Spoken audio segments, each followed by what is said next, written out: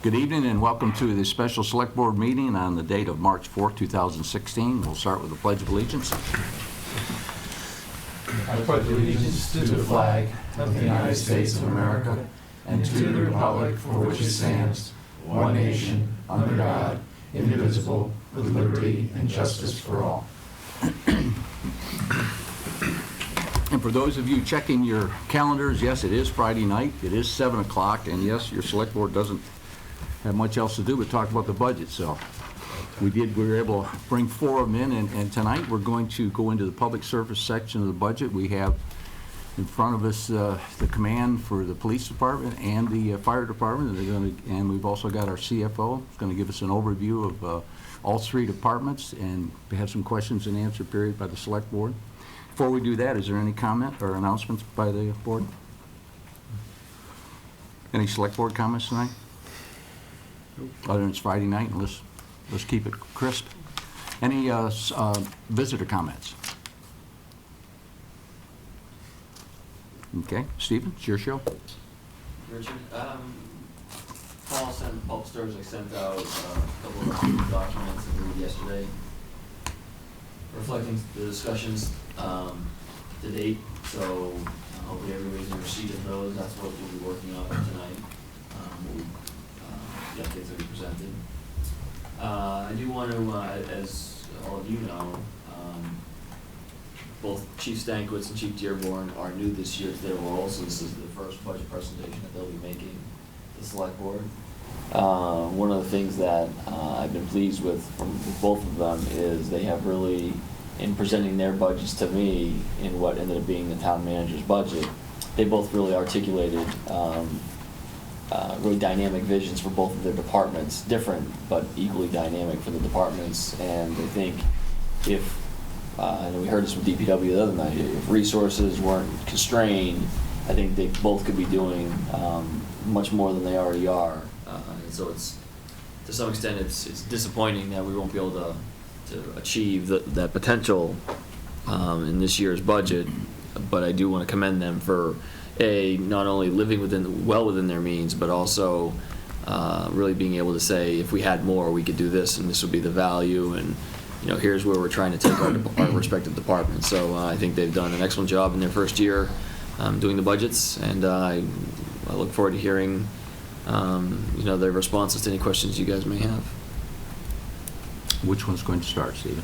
Well, I didn't know if we want to start with questions. No, I think we'll start with their presentation. Okay, if you want to just talk about the budget. And We'll go over their presentation and then we'll start. they were more prepared for Q&A than presentation. You want us Q&A? Yeah. Yeah. We can do that. I'll start. Go ahead, Mike. My primary question is Chief Stankiewicz and also Paul Pistorza. Can you better explain to us what's happening with the traffic officer and the change of staffing as we move the money through here? I'm just trying to better understand what the impact is, not just what it costs. Over the last 6-7 years, I've seen there's been a deficiency in staffing as far as our operations. What I've noticed is in the previous years, going back more than 6 years ago, we had a safety officer. The roles and responsibilities of that individual include enforcement, education, and engineering initiatives that would keep our streets safe, provide public safety initiatives for our both our vehicle traffic as well as our pedestrian traffic. Unfortunately, for the last 6 years, that's been a hole that we were trying to fill. We've been doing it haphazardly, and what I have done is I put out a plan for sergeant for traffic and safety. What I would like to do is implement that this year, and I put in the guidelines, and I'd like to, if you would like, I'd like to go through some of those protocols and some of the initiatives I'd like to see accomplished. Here is, if we wanted to go through these one by, thank you. If we want to go through these one by one, Basically, the initiative is one of the initiatives is safety and education in our schools.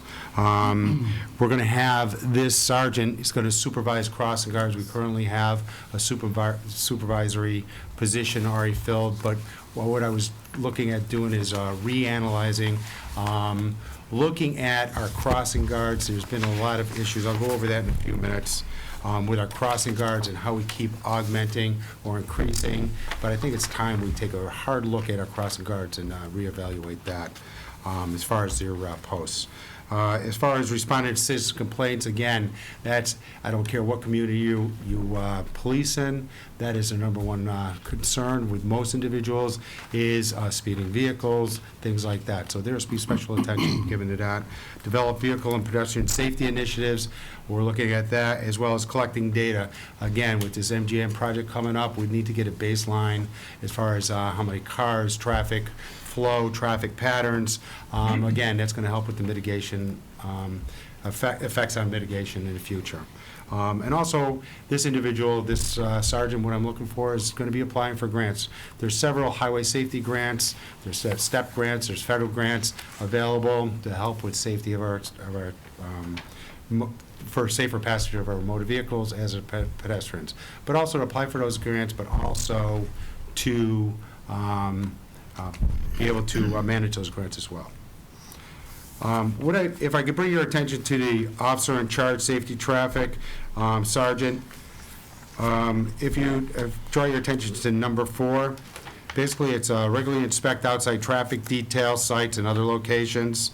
We have regularly had traffic details in our community. Unfortunately, this is a hit or miss. This individual will work with our town engineer to alleviate some of the traffic congestions around those those details, those construction sites, probably reroute traffic.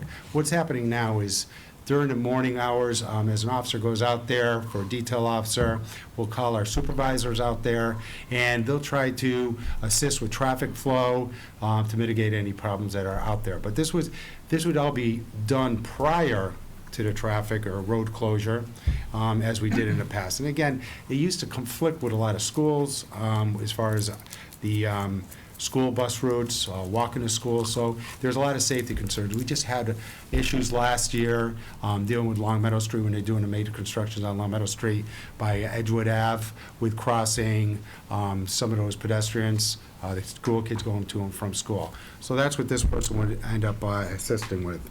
Number 5, would draw your attention, number 5, serve as the department's representative, the Department of Public Works and Highway. Again, this is working with the DPW, the engineering department, looking in the future how this is going to play out. I'll give an example. We're looking at Long Meadow Shops reconstruction project out there, or their addition. I know there's going to be concerns out there as far as traffic flow, traffic patterns, as well as pedestrian safety. This individual will be working with their contractors now prior to the construction to make sure that the equipment that is being brought in there isn't going to interfere with school times when kids are walking to and from school and traffic flow. Also, in number 5, serve as department representative to the Department of Public Works, where this individual is going to also work, be more knowledgeable about the uniform crime control devices.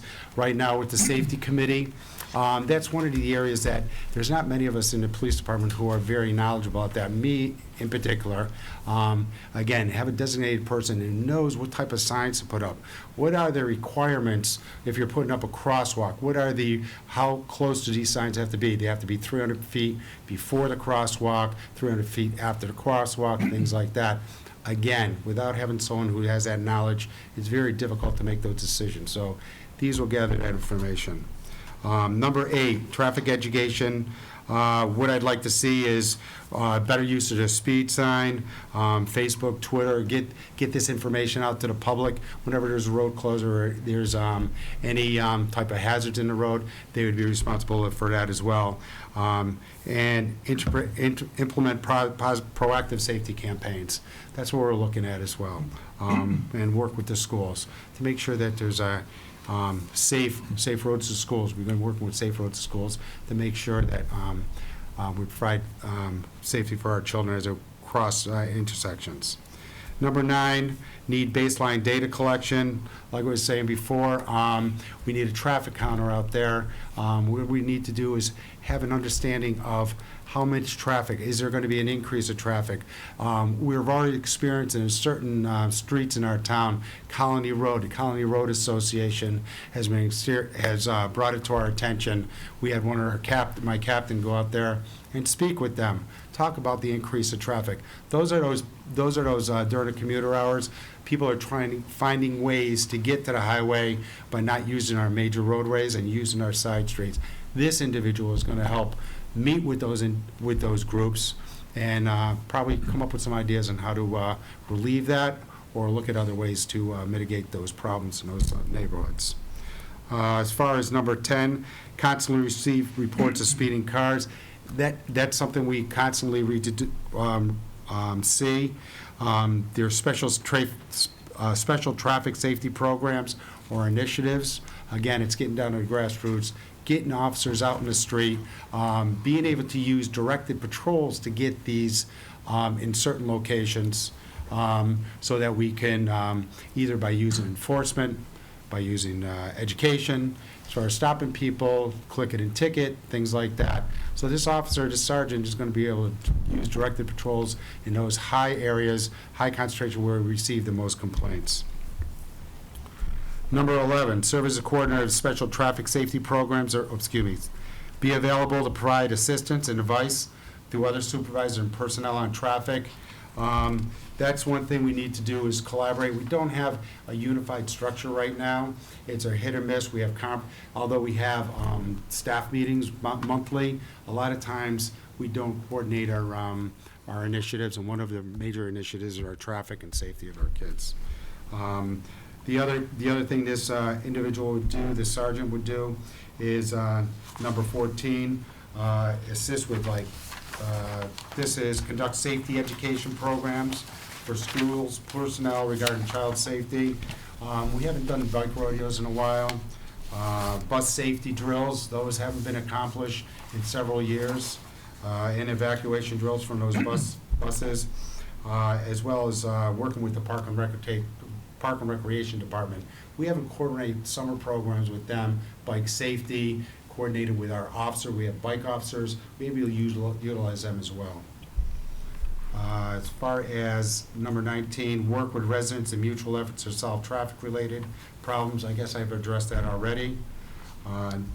Number 17, excuse me. Let's see.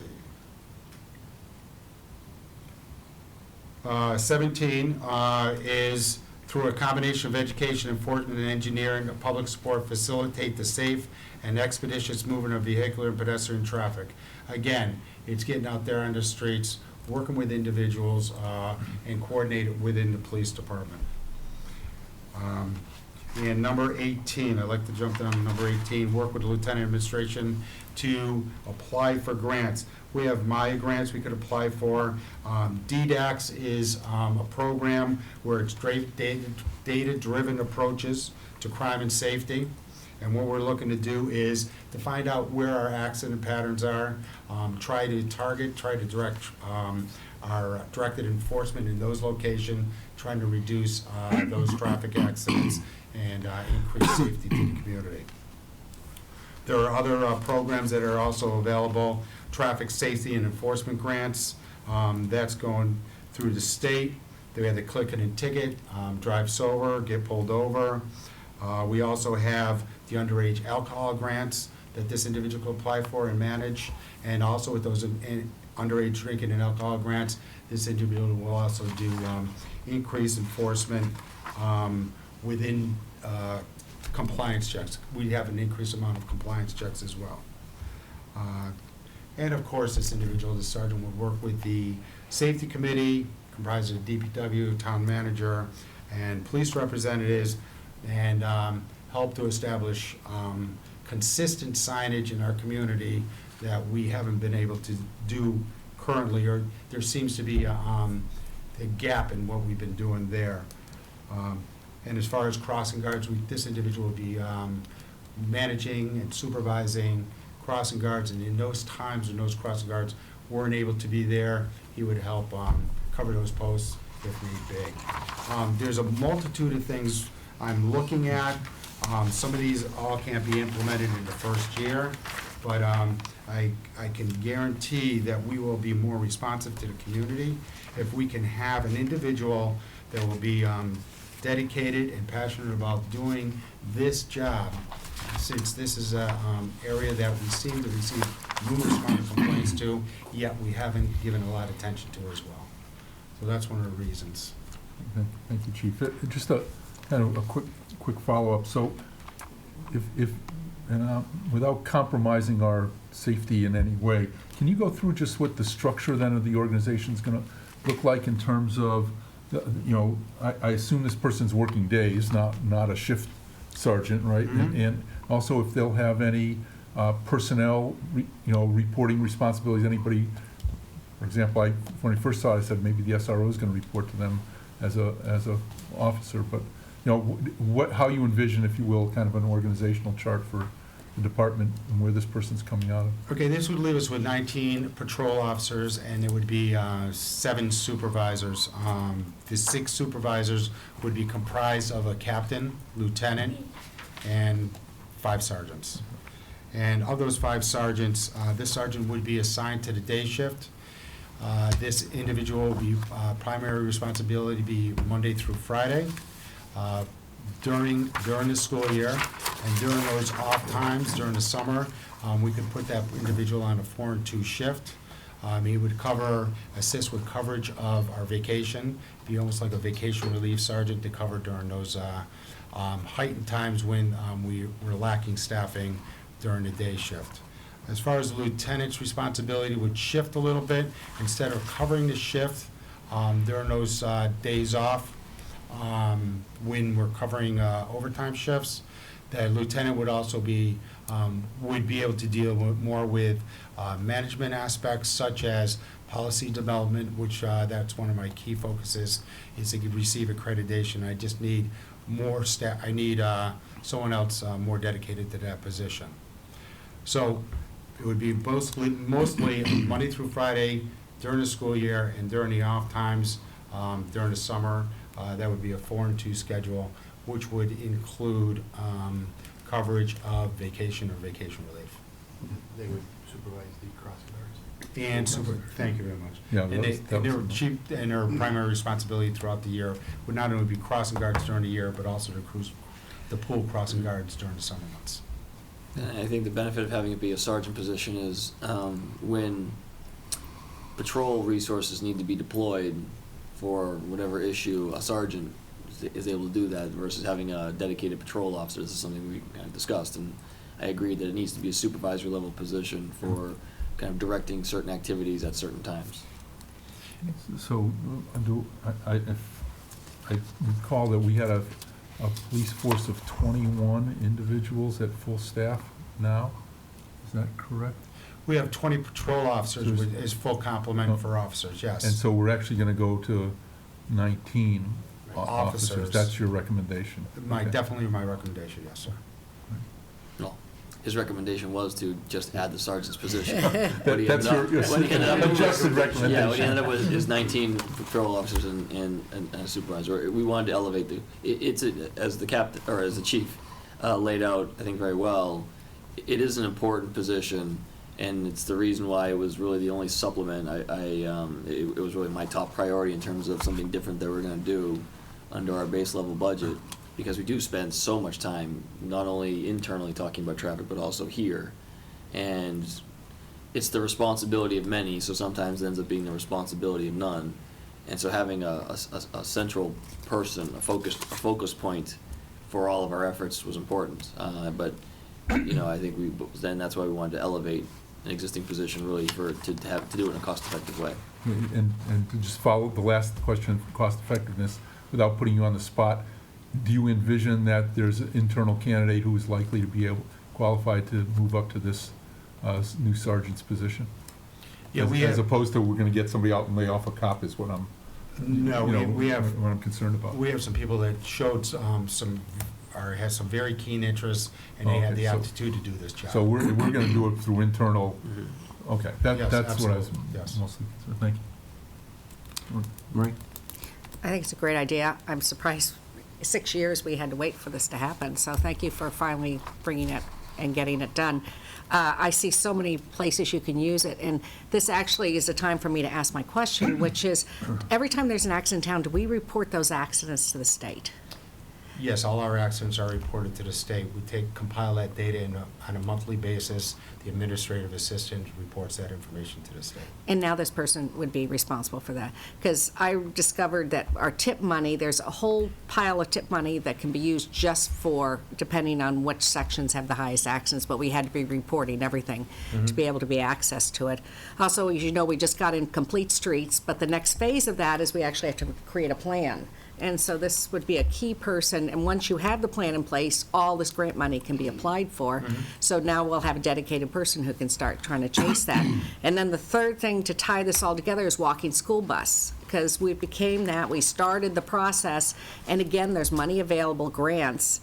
And I know the town, I think it was 2009 or 2010, lost a huge grant because we didn't follow up on it with walking school bus. So we're back in queue to try to get there, but having someone dedicated like this to not only look for the safety, but also follow up on the grants is huge. So thank you for this initiative. I think it's great. So, when, just staying on the sergeant thing for a minute, I mean, there's 25 things here. Seems like this would be amazing, like if one person could actually do all 25. And I think you kind of alluded to, you know, maybe not all of them are gonna get accomplished in the first year or whatever. So could you kind of highlight the top 3 or 4 of these? Actually, Alex, they're interwoven and they're interconnected. Okay. And it's like, for me to pick top 3, it's like they're all connected, whether it's grants or anything All like right. that. But I mean, you expect this person to do all 25, though? This is his roles and responsibilities, what we Yeah. do. This is his Okay. job description. Yeah, I don't know, I must Or say. her.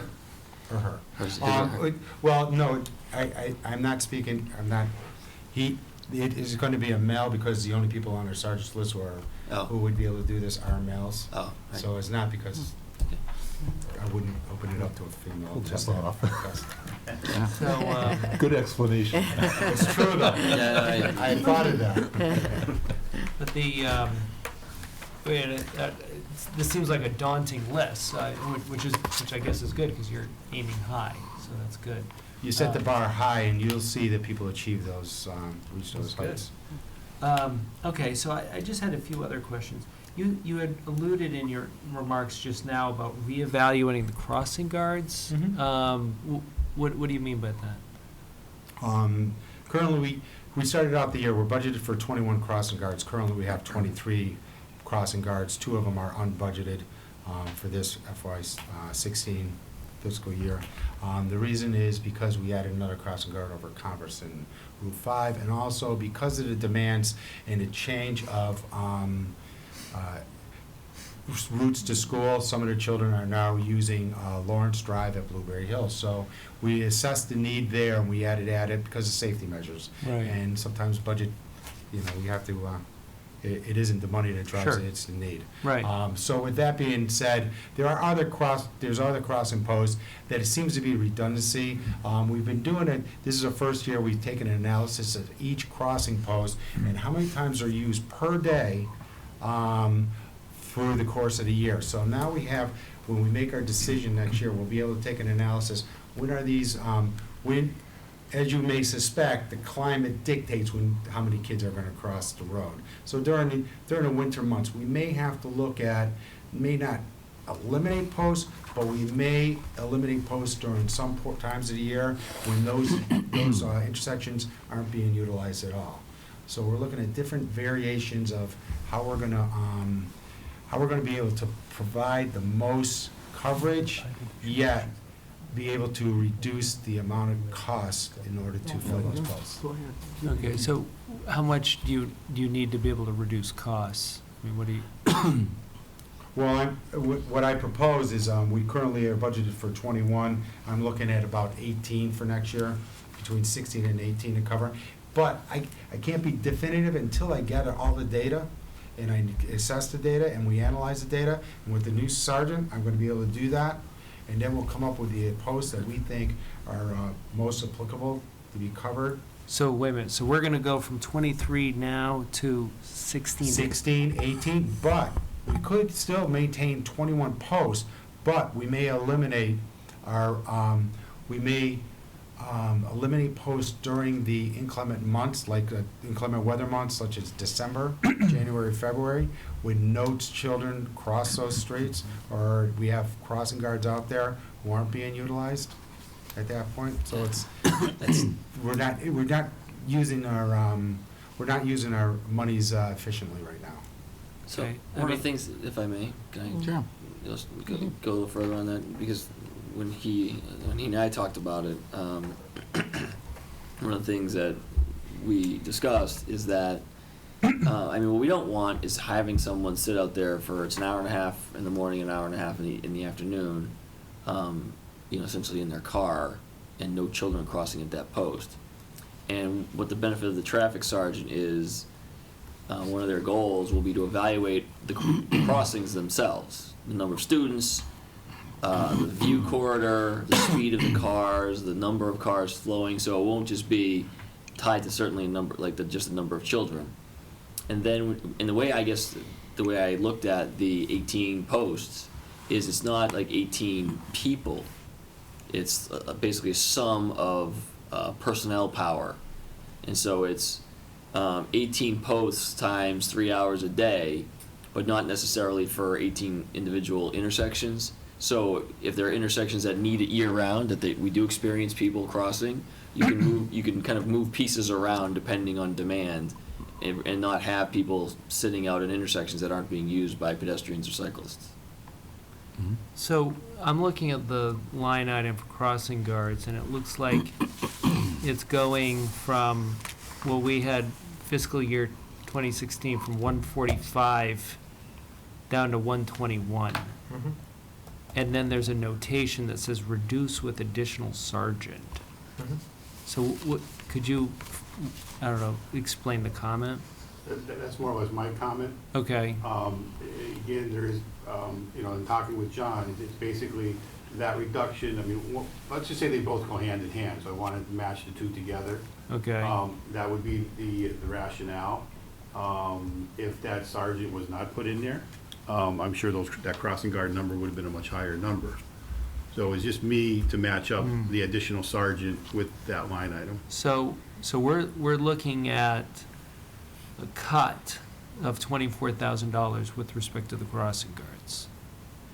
And, this concerns me on a number of levels. I mean, one of the things that I worked very hard to do was to, a few years ago, to increase the pay so that we wouldn't be always having these absences. I mean, you were dealing with that problem.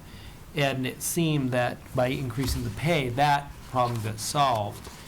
But now we're gonna reduce the number of spots. And I guess I don't object to looking at the data, and obviously if if we've got a week or a month where literally nobody's going, that's not a good use of money.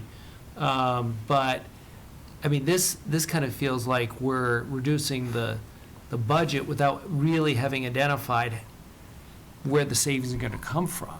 I mean, it sounds like that's what is going to take place, and we're going to have to accomplish that in order to hit this budget. Am I getting that part right? I understand what you're saying.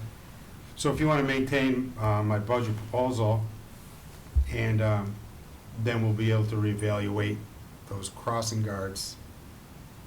But what I look at is this sergeant is going to be able to see things in a different light and be able to reevaluate. And not only that, he'll be able to cover some posts if there is a need, or we'll be able to come up with different ideas on how we're going to deal with So that. is this 24,000, is this a budget matter, or is this, like, if you had all the money in the world, you'd want to reduce it by 24? I mean, because I understand, sometimes you're cutting just because you got to find a place to cut, versus you just don't think there's any purpose in it. And that's what I'm trying to figure out. Well, sorry, a part of that is the supervisor, the crossing guard supervisor. I get that Does part. make a little more money than the regular crossing guards. Those duties, that position is now being embedded in the sergeant position. So that's one position off the top that would be redundant because of the sergeant's position. And I guess from my perspective, I think that I think what the analysis is going to prove is that we don't need all the crossing guards we have now, and we've talked a lot about that. But we still need to rank the intersections. And the other thing is, Alex, the census of the school kids changes as well.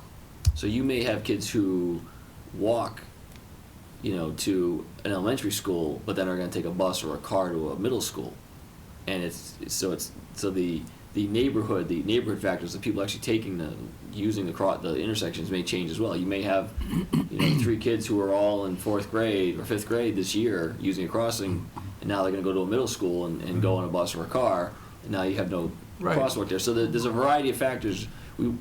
We already do. I mean, the police department's been doing the crossing guard program for a long time. I mean, they know the town and how it works very well. What we've never really done is quantify and qualify the evaluations of intersections. We've done a little bit of it where we counted students and we did rankings based on kind of somewhat subjective analysis, which I trust because they know the intersections well. But this will now make it a much more objective analysis. Well, I mean, I guess this concerns me a great deal, because. Why does it concern you if the chief of police is telling you that he's got a study that says he doesn't need He these doesn't have the crossings? study, that's the Well, point, he's gonna have the sergeant No, wait a minute, do a wait a minute, study. wait a minute. They've made observations, he's not doing this. I can't imagine any chief of police coming to this budget meeting and cutting traffic guards and not screaming that he needs the money. And you ask the chief, do you need this money? And he answered you back. Which is, that's what I'm trying to, He's not cutting this for budgetary purposes, he's Is that reducing right? that program. I'm not cutting this for budgetary purposes, You're just not. to increase our supervisory staffing levels. No, I don't see a need for having all the crossing guards that we currently have Okay. in order to provide the safety for our kids to arrive at school right, and I leave mean, school. but I guess what we don't have is sort of which crossing guards are gonna be cut, or when they're gonna be cut, because we haven't figured that out yet. Well, let's put it this way. Since the beginning of the year, I've been compiling Yeah, data. that's And, I've seen data in previous years that has been objective data. It isn't something that I have concrete, but this year is the first year we did concrete data, and I don't see that we need to maintain certain crossings at a certain time of the year because there's no kids utilizing those posts. How do you, and I'm asking questions I don't know, how do you do I mean, I happen to be a user of these crossing guards, because I go with my kids to school, and I'm not sure I see anybody with a clicker. I mean, is that what's going, maybe I'm just missing it. I mean, People report back. They but, sit I in mean, their car for an hour, there's no students. no, but, I mean, in terms of numbers, though, I mean, are they keeping track? Because Yes. These are we have very dedicated I have no doubt, crossing guards. they're wonderful. They're outstanding, and they know each kid who crosses that street like it's their own. But are Saving- they keeping a tally? Because I've never seen anybody with a tally or a clicker or anything like that. The crossing guards are very knowledgeable about who uses their crossing posts every day. But I mean, are they counting, though? I mean, that's what I'm trying to understand the data. Yes, They are counting. yes. Okay. We ask them to count, Okay. okay? Crossing guard supervisor asks them to count how many kids are crossing the street per day. Maria, can she slip one in? There was a pertinent thing. You had a- Yeah, I just wanted to say, I think it's important for the select board to maybe get a report at the end of September on how you feel the new program's going, and explain to us where you made your changes. because as you said, it's a moving target on where you're going, and I think it's worth us auditing and following up in case you do find there's a flood of kids in an area you didn't expect, and you need more money. The other thing I think is communication is really important with the parents, especially if there's going to be changes throughout the year. And the walking school bus, the federal program has developed apps to help safety officers communicate with parents directly who are using the crosswalk. So you might want to look into that. Yes. Because, as you said, if there's 4 feet of snow, no one's going to be using the crosswalks, but you need to be able to inform the parents, even though you don't expect a child to be sent out. And so that would be a nice way of being able to do it. Communication, I think, will be key as a new thing. And at the end of September, I would love to have a report on some of the changes that this officer has been able to create in the way of a plan. I think it sounds interesting, and as you said, we have to find an innovative way of providing services. We just can't keep doing the same thing over and over again. Okay, Go ahead. Go ahead. Alan. So, in terms of the data that you've collected, is there anything you could present to us to kind of show which intersections don't have the need for what periods of time? Do we have anything like that? I don't have that, I didn't bring that data with me. I mean, is can't- that I something can't- you could provide? I mean, because all I'm looking at is a minus 24,000, where, I get, a lot of that is a crossing guard supervisor's position, or some of that is, so it's. I mean, are we cutting the crossing guards to get to the supervisor? No, We're not, okay. no. So, but, I did an analysis, and I don't see the need for so many crossing okay, guards. but is that something you Because could there's no provide need us? for it, and I think as a steward of, the budget, or the finances, I think it's to bring that to your attention, that No, I it's get not that. necessary that we spend that money frivolously. Well, and I don't either, but, it would be very helpful to see Why don't you the propose giving the documentation. chief the $24,000? Why don't we do that when we Well, don't I have the mean, discussion? Well, I guess he's saying he's done an analysis, Well, and well, I and I'm know, not but saying if- that he's wrong, but if I we would give- just like to see If we give him the it. 24,000, we won't have to worry about it. But if he doesn't need it, why are we going to give it to him? Well, I know, but I mean, he sat there as the chief of police and said he doesn't need it. And our position is not to burrow down into his mind. I thought our position was to take the word of our elected, or the representatives of our town in the chief position. Well, Richard, I mean, I recall at previous budget meetings, you poring over vehicle studies. Right. I mean, Right. this is, I guess part of the reason why I'm bringing this, it's not just that I care about it. I mean, a lot of parents care about it. I mean, like, this is a great concern. In fact, what I would suggest is, before we do this, is have some kind of public meeting where you kind of lay it out, and say, look, this is what we're going to cut, this is why we're going to cut it, here's the data to support it. And I'm not saying that people wouldn't support it if the data really did show it, and say, look, during these 2 months or whatever it is, these particular intersections had nobody going. People could accept that, but, I mean, sort of at this point, this just seems like a real cutback to what I consider to be a successful program that's really important. And in fact, I think of it as a cost-saving program, because what I see with other school districts around the country, in order to keep kids safe, they put everybody on a school bus, and that's just the end of it. In fact, if you wanted to walk, they wouldn't even let you. So this is like an extremely cheap way of getting kids to school. Okay. So those are my 2 suggestions. One is, I'd be interested in seeing the analysis, and more to the point, I think the public would be interested in seeing that analysis. Okay, hold on one second then. We can make subjective calls on what the public would like to see. I still think we've got our police chief in front of us, and I have to trust a lot of the judgment that comes out of the department, of his officers that are out there, and you're supervising the crossing guards, but either here nor there. When I questioned the vehicles, I was never questioning vehicles that Mike was reducing from his fleet. I was questioning vehicles he was putting into his fleet. So you're questioning the reduction. I was always debating the additions. I think the easiest thing, if there is debate on this board, is for you to place a motion and give them back the $24,000 out of free But I want to get cash. the information behind it. I mean, I'm trying to be responsible too. I mean, if the money is not necessary, I don't want to spend it, but if it is, I do. I mean, that's Okay. the facts matter. But he's just telling you the money isn't necessary. Yeah. But I'd like to see the analysis, Let me just say which one he thing. said he's done. Right, and actually, when we've I discussed mean, is crossing this guards. secret or something? No, Do it's I not. need to do a public records on, request? Alex. No. That's What I would suggest is, you've actually seen an earlier version, all of you have received an earlier version of it last year when we had a discussion about crossing guards, where we talked about, there was some data about utilization. When he became chief, one of the things we worked on was doing a more formalized job of data collection. He's reporting to you that we are in the middle of doing that for this school year.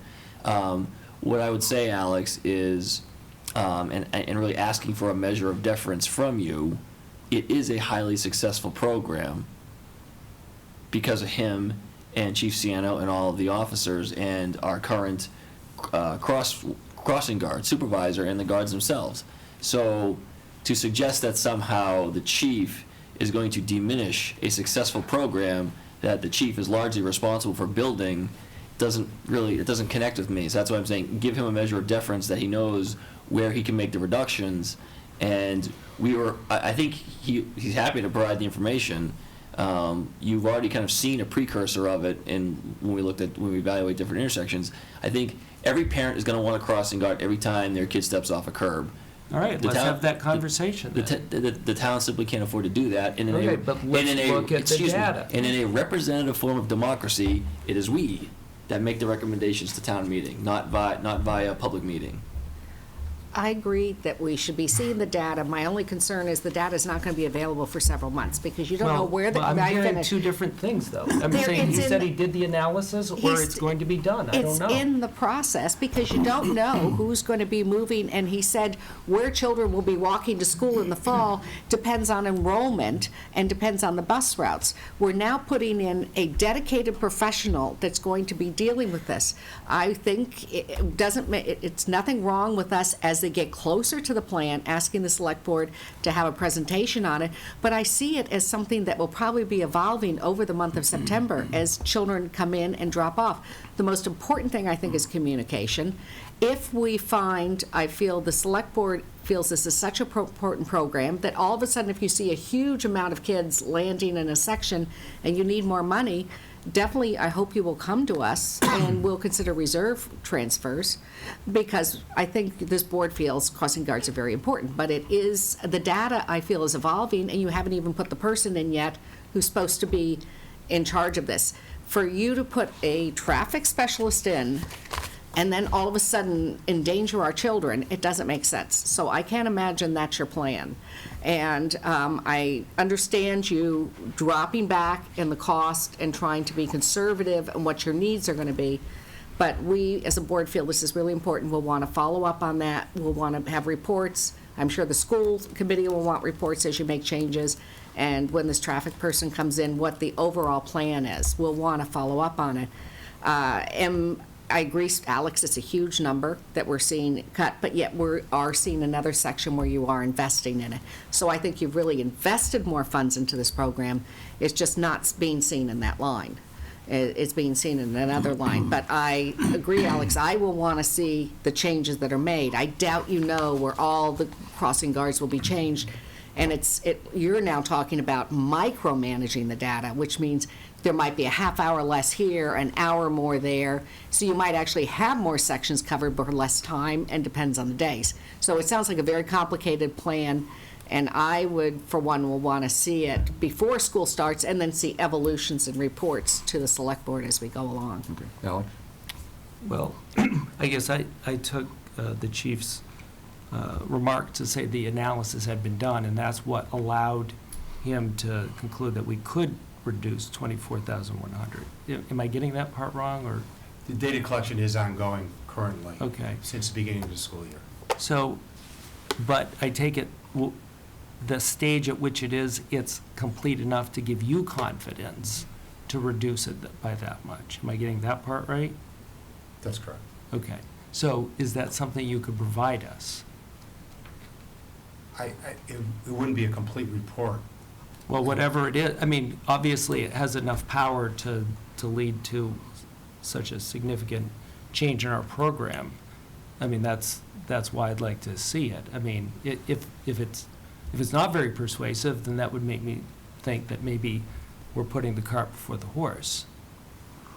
My primary goal is protect life and property of all our community and all our residents. Right, And our children are our most precious asset, so I wouldn't jeopardize the safety of a child just to save a few dollars. No, and I'm not If that's what suggesting that, but it's all a matter, I think, those goals we all share. It's a matter of how we accomplish it. Okay, And I the guess- timetable, what would it be? I mean, we're going to be, Chief, how long would it take you to put something in? I mean, is it feasible? Do you have It something? won't be a complete, all I have is data all the way up through the end of February. Okay. Then you- so If you you want made, to see that data, I'm more than willing to share that with you. you made the Okay. judgment call in Anytime. concert with your captains and all that, and the people that are, and your supervisors, and, Sure. I can get that to you. yeah. Okay. I would suggest that we reach out to the community, because I think community feedback on this is important. Well, the community feedback won't rule how many he has. The community feedback will be in response to the data he's collected. That's correct. Because if- Or how much money is allocated to Yeah. that line. Because if the chief of police has got statistical data that says we don't need a crossing guard at a location, I would hope that we would take what our chief of police is saying. Right, but I mean, I guess I would hope that the public we'd be listening also to the public. I think the public can be brief, but the public's not going to rule where we put a crossing guard. Well, actually, they ultimately do, because Well, they they're determine the only budget through at town analysis by meeting. his department. They determine how many we have, Right. not where they go. And listen, I don't know how many line items we have in the budget, but there are a lot of them. We're going to have public forums on every line item. I mean, that's not really how this process works with the budgeting. I appreciate what you're saying. We're getting public input. We had a resident come here, make a presentation in resident comments, asking for an intersection to be analyzed. It was analyzed. We decided we maybe do something different there. It's an iterative process, so to suggest that we're not listening to the public is incorrect. But that I didn't doesn't say mean that, that I doesn't just mean- wanted to have a public input. that's not. I mean, that's not really a part of our budget process. We have a public forum on the 16th. If people want to come on the 16th and say they want a full complement of crossing guards, they can. All right, I mean, because. And then town meeting gets to vote, and they can do it then Because I'm too. guessing, had I not brought up this particular line item, we wouldn't have had any discussion about it at all. Well, it's in your And I introduction. think this is something that impacts a lot of people. Well, I think you're right. We may not have been having that thing, but it would have been for a different reason, because I rely upon this gentleman to tell me what he needs for public safety. And it sounds like you want him to validate his data before you allow him to reduce his budget on the item. So our approaches are a little bit different on that. I say the easiest thing for you to do is make a motion to give him back the $24,000, and we can end the discussion. He can study it for 3 years and come back with inclusive data. I mean, it would seem a lot less painful, Why would I want to make a motion if I didn't have the information? because you're debating him cutting it, and it's $24,000. Because I don't see the He just- basis for it. I mean, for example, you were asking DPW why didn't it have money in the training budget? Mhm. Why didn't you just defer? Well, I Did- would, you know, I they mean, said. why even ask the question? What was the, because I didn't see the line item, and their answer, if you remember, was, yes, we have it embedded in all the different Right, accounts. right. It's So it's a already legitimate- embedded. The difference is Richard accepted the answer he was given. That is the difference with the situations, Alex. Richard accepted the answer he was given. You are not accepting the answer you've been given. Because this is a very big change to a program that Okay. affects a lot of Well, people. the chief is gonna get the data in. Okay, perfect. We've got, chief, we're gonna have to make a final decision by the 21st. That's when we make a final vote. Okay. So, I don't know what you guys have got, Stephen, I don't know, you've already said you do not have a complete report. I would imagine you've got pieces of We'll information. transmit the data. Pieces of People information make that you their own made a report on. conclusions. Okay? Okay, so I had a few other questions. Okay. I was looking at the GFOA version of the budget, and there's a reference to having an officer participate in a task force. Mhm. Have you determined what task force that's going to be? Drug Task Force, Hampton County Drug Task Force. Okay, with the state police? No, Hampton County, that's Hampton County police officers. Hampton County local municipal officer, municipal police. Who's the head of that task force? Chief Dave Riccardi, Southwick PD. Okay.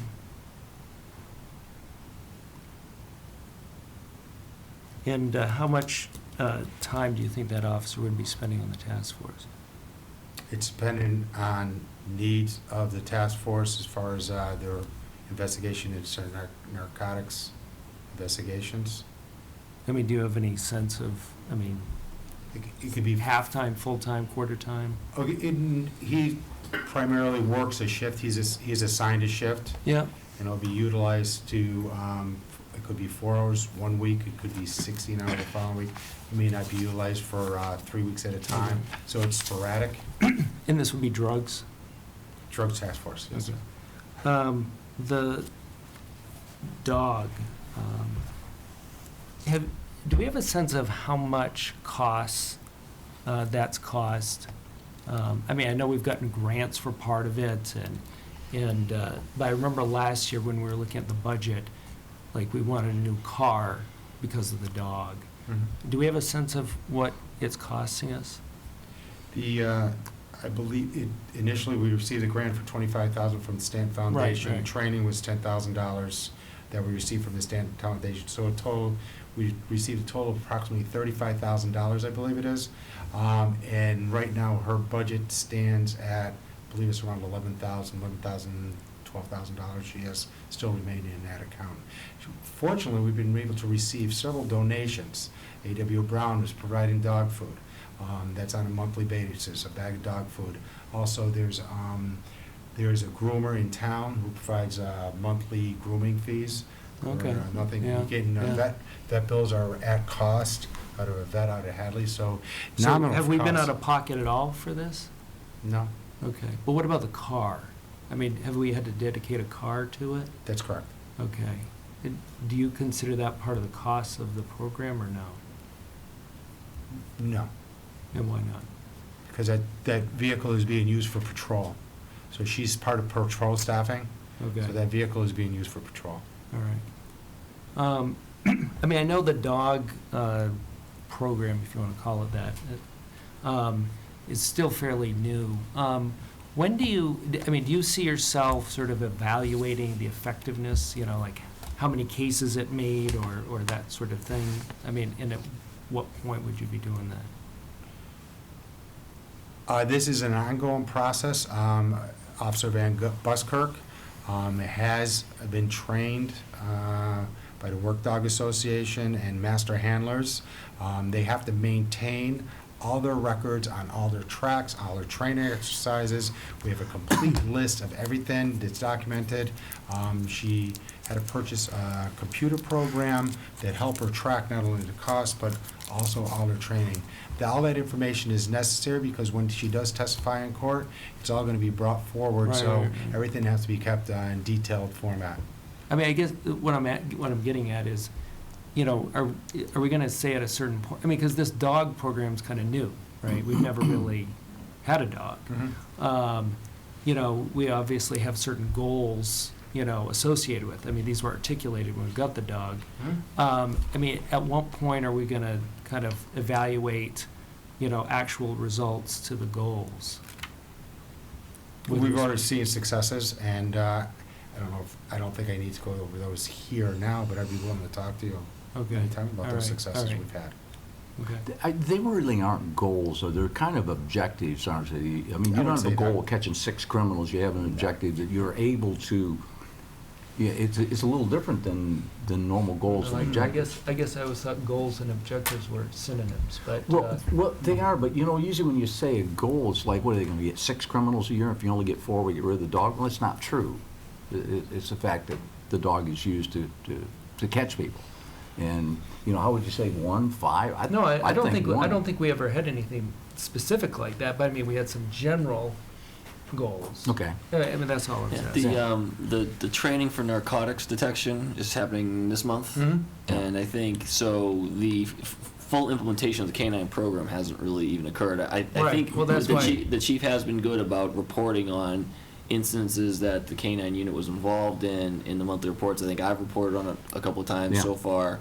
I think it's been, I will tell you the one thing, I think it's, I know from talking to the K-9 officer, Officer Van Buskirk, not Kai, that, and the chief, that, it's going well, and there are things that we've been able to do that we were not able to do in certain situations in the past.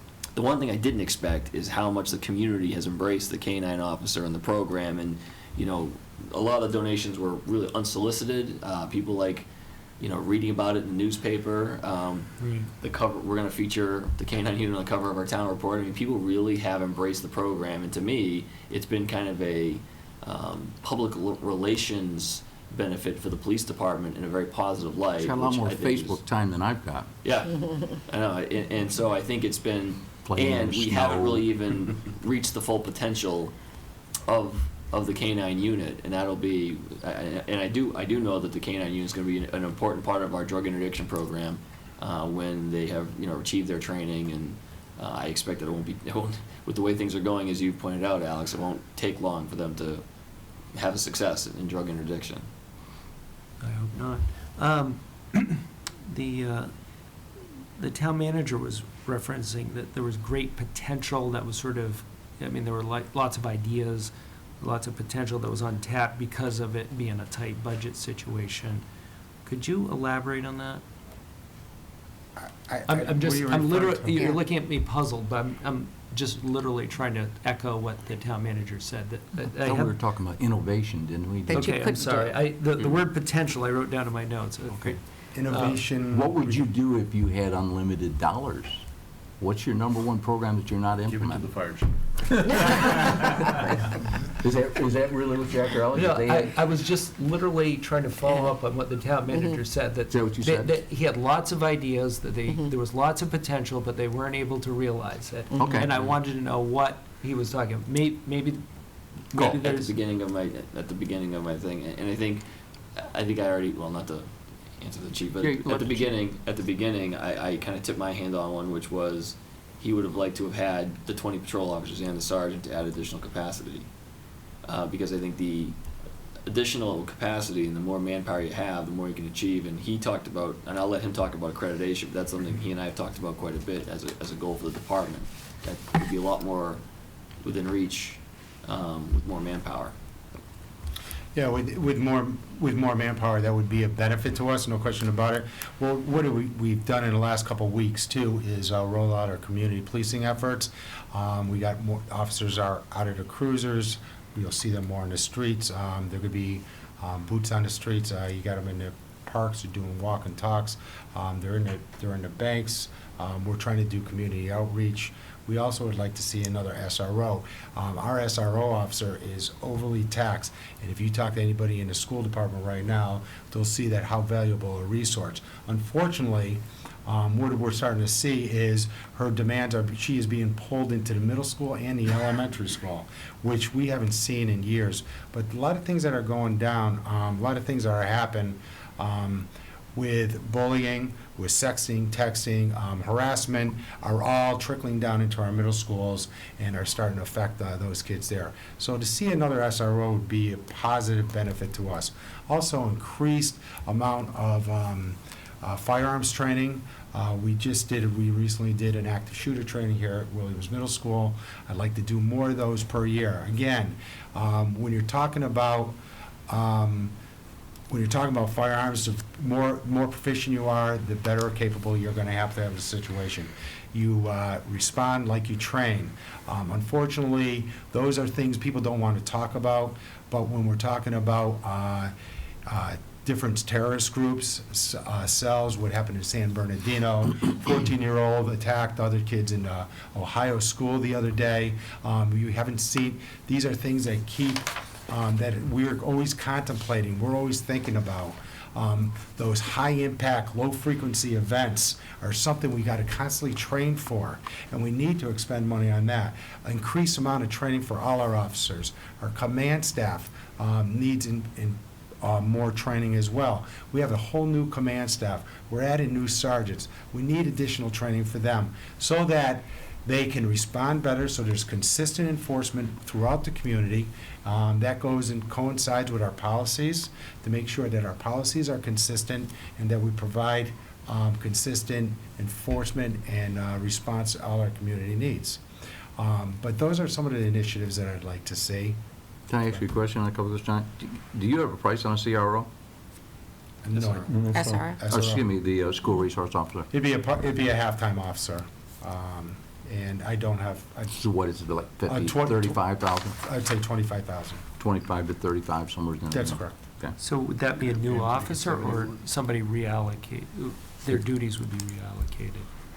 I'd have to have another officer because Okay. right now, And it would be a half-time position? Mhm. Okay. How about your firearm training? What do you estimate that? that's going to be approximately $8,000. Most of that's for ammo, isn't it? That's mostly for ammo, but it's overtime too, because every time we go to the range, we have to pay for overtime.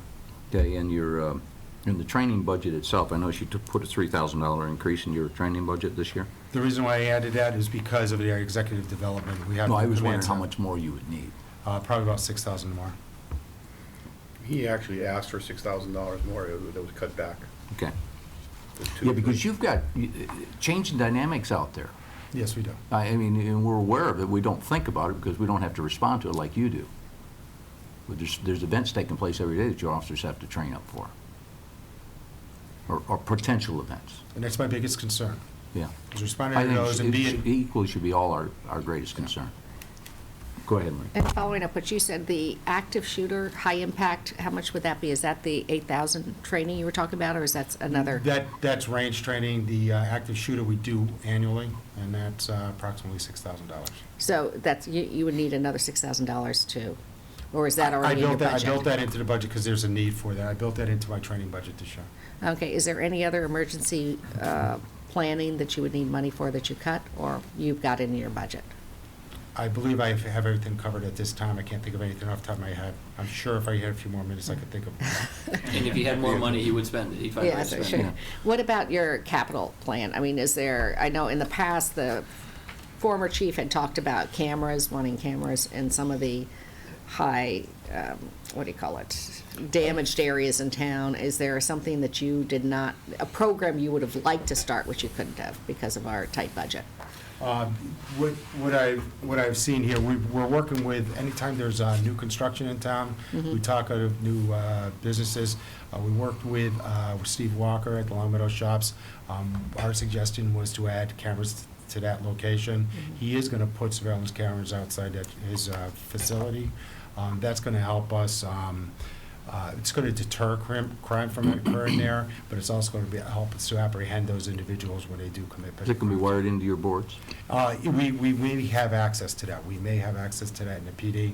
We haven't worked out that solution. But what I would like to do is also, we tend to have quite a bit of vandalism in and around the schools, and that's something we'd like to do. Is my ultimate goal would be all our municipal buildings to have cameras, so that we would have access to that in the event something were to occur. We'd be able to respond appropriately with the appropriate resources, but in the event we would learn of it after the fact. We can go back and get the information we need to apprehend those individuals. And the pools, I know that that's been talked about. Pools, How yeah. much would that cost for a future program?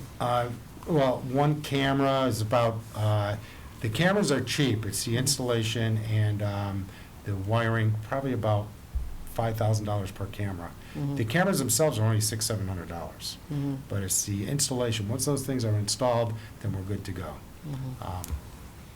But we got a lot of the infrastructure over at the pools, so it wouldn't be that costly because we have fiber running through that area. Plus we have power run 24/7 we can access, so it probably wouldn't be that much, more like $1,200 to $1,500 per camera. Oh, okay. Does anybody else have anything else for our police chief? Yeah, Go ahead, I Mark. have two quick things. I don't know if it's you, Chief, or Paul Pasturzik. What's in the communications line? What does that include? Is that radios that you're buying, or? Well, communication, we have our CAD system, computer-aided dispatch system. There's a yearly maintenance agreement we have with that. That was $13,000 last year. So that's our communications, that's how we communicate, that's how we keep track of all our information. Okay, and the Also- increase it represents increases in the, And the cost of that the annual increases of that. Also, we have other contractual obligations, maintenance agreements with our LPRs, license plate readers, as well as our AFIS, our fingerprint scanner. so most of it is in the area of service contracts. Because I remember it used to be, we had to replace a certain number of the portable units every year. That's not Yeah. what you're talking about here. Yeah, as a matter of fact, I do have to, I did meet with a contractor today because we are having connectivity users in our area. So we're looking at different technologies in order to improve communications. But that wasn't included in this year's budget. Okay, I just wanted to go over vehicles, because vehicles is always we cut them last year, and they're back in this year, and looks like you're ready for the question, so. No, the question is, you know, what do we have and what do we need? And my ultimate, where I'm going is, and I don't know if we've done this with some of the other people on the select board here, but, you know, when we can't afford a police car next year, we buy it this year at the end of the year with money that hasn't been spent, whether it's from the reserve fund or some other line item, and I want to talk about that potentially too. Currently we have we have 12 vehicles. 10 are used primarily on a daily basis. If you look at the last sheet the second to the last, it shows you the vehicles we utilize daily, 1 through 10. These vehicles are not only used for administrative positions, they're used for the SRO, they're used for training, detective bureau, K-9 unit, as well as I have a vehicle assigned me as well. So out of the 12 vehicles, 10 of them are being used every day. We have one vehicle that we retired that vehicle last week because the car 10, which is a 2011 Crown Victoria, because it's going to cost over $4,500 to get an inspection sticker to that vehicle. There's too many mechanical problems with that vehicle, and being that it's worth less than $300, $4,000, didn't seem prudent to put it into service, not knowing if something else is going to break after that. That currently has about 124,000 miles. On the first page that I presented to you, those are our primary line cars. I know the figures will look daunting, but what I did is project out how long these vehicles are going to last us. What it shows you in the second, if you go into your right, the second yellow with a little bit of red in there, that shows you is June 30th, 2016. We're going to have 2 vehicles that are going to be well over 125,000, closer to 140,000 miles by the end of June 30th of this year. One of those vehicles, which is number 10, car number 10 has already been retired, like I just told you, informed you.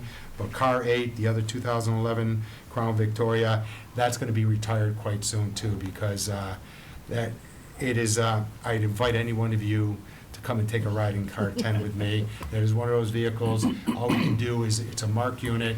Our SRO takes it back and forth to school, but it's one of those you don't want to put on the line and get into pursuit with that vehicle. It's interesting as the age of vehicles, you know, it's nice to say, hey, we got 120, 130,000 miles on the vehicle, but you got to understand, not only are our engines running longer and are stronger, the mechanical parts of the vehicles can't sustain the stress that we put these vehicles under. So your front ends, your torsion bars, all your mechanical parts, they degrade over time because of the stress. The cornering, the high-speed cornering. When I say high-speed cornering, it's not that we're going 60 miles around a corner, but we're going quite a bit faster than you would on a personal vehicle. The same thing, the acceleration, deceleration, the amount of times these vehicles spend in idling. We get our officers are in these vehicles 5 to 6 hours a day, conservatively. You know, they're doing reports, answering calls, things like that. Either they're running or moving or they're idling. The way to look at it is basically, if you have a vehicle with 100,000 miles in police miles, it's going to be about 300,000 miles. You multiply it, there's a multiple of 3. So that's the stress. So it's like owning your own personal car with 300,000 miles on it. That's how much of 100,000 miles is on a police vehicle. So with this being said, on June 30th, 2016, we're going to have 1, 2, 3, 4. We're going to have 5 vehicles with over 100,000 miles. Two of them will have 110,000 miles. So we're going to have 3 vehicles, another 2 vehicles, car 6 and car 7, with approximately 88 and 83,000 miles. Now, if we were to push this out to a year from now, a year from this June, we're going to have to retire 5 vehicles, and we'll have 2 vehicles that are operational. And the primary reason this is all transpired, it's come to a head. We came to a tipping point last year by us not getting 1 vehicle. We put about 200,000 miles on all our fleet every year, and that breaks down to about 25,000 miles per vehicle. And when you only have 7 vehicles, that averages out to about 25,000 miles per vehicle. It compounds over a 3-year period. So by next year, we should have, without new vehicles, we will only have 2 vehicles, and they should have approximately about 25,000 miles on it. So we are in need of 2 more vehicles. That's why I've increased, again, with the town manager. I propose that we put 3 vehicles in. He suggested that his budget included only 1 vehicle this year. That's why I'd like to increase the vehicle maintenance budget, because in order to maintain these vehicles, unfortunately, I can't guarantee that these vehicles are going to be operational. Of all the research I've done on these vehicles, the recommended time to trade these in is between 100 to 110,000 miles. We're pushing our cars well past 110,000 miles, which is fine. We maintain them. They're not abused vehicles. So we're trying to get as most mileage out as we can of these. Unfortunately, we wanted to get more mileage out of our Crown Vic, but we only were able to get 124,000. There's a cost, though, with doing this. When we trade in our vehicles, like the Explorers right now, if we trade those in at 100,000 miles, we'll get about $7,500 for a trade-in value. Once they reach 110,000 miles, prior to 110,000 miles, we'll get about $5,000 in trade-in. Anything over 110 is $1,500, and it depreciates all the way to $200-300. So there's a cost benefit to trading them in earlier. And in here, I ended up giving you what it costs us for maintenance per vehicle over the life of the vehicle, so you have a basic understanding of what it costs. But I believe that 100 to 115,000 miles, we're really pushing our vehicles. Anywhere after that, we should really consider there's not a benefit to keeping them because of the cost of maintenance increases exponentially. And plus, there's a safety factor, and I can't guarantee how much longer these will last. Couple of follow-up Go questions. ahead. One's for the town manager. This is the lob, so get ready to hit it. And that is, if we had a revised DPW facility where we could do more maintenance in-house, would we be able to take better care of these vehicles? Not to mention the same question's going to come when the fire department. In terms of oil changes, maybe some of the mechanical parts the chief was referring to, on administrative vehicles, absolutely. But as you know, Mark, the police vehicles and the fire vehicles have a lot of equipment on them that is specialized that our mechanics probably wouldn't be able to do. The facility that we're looking at, Weston Sampson, the maintenance bays that we're looking at, would have the capacity to put a fire truck up on a lift, and we'd have extra capacity for, like I said, doing additional vehicles. So it is our expectation that for routine maintenance, we would be able to do some of that in-house that we cannot do now. But when it comes to fixing some of the computer equipment or pump equipment on fire trucks or things like that. You also have certifications required on that Yeah, other stuff, too. so that stuff would be outsourced, but the routine maintenance, I would say, Right. I think we'd look forward to doing more of that in-house. Yeah, and we wouldn't be certified. Just another question. There are some that could be done Yeah. in-house, so there's certainly a percentage Yeah. that could work. If I could just give you one example that I had, we need a new catalytic converter in car number 3, which is our Explorer. paid $600. The town paid $600 for that repair. If we went to the dealer, it would have been $1,200. Speaking with Tony from DPW, Anthony from DPW, he could have purchased that part for $235 with no cost for install.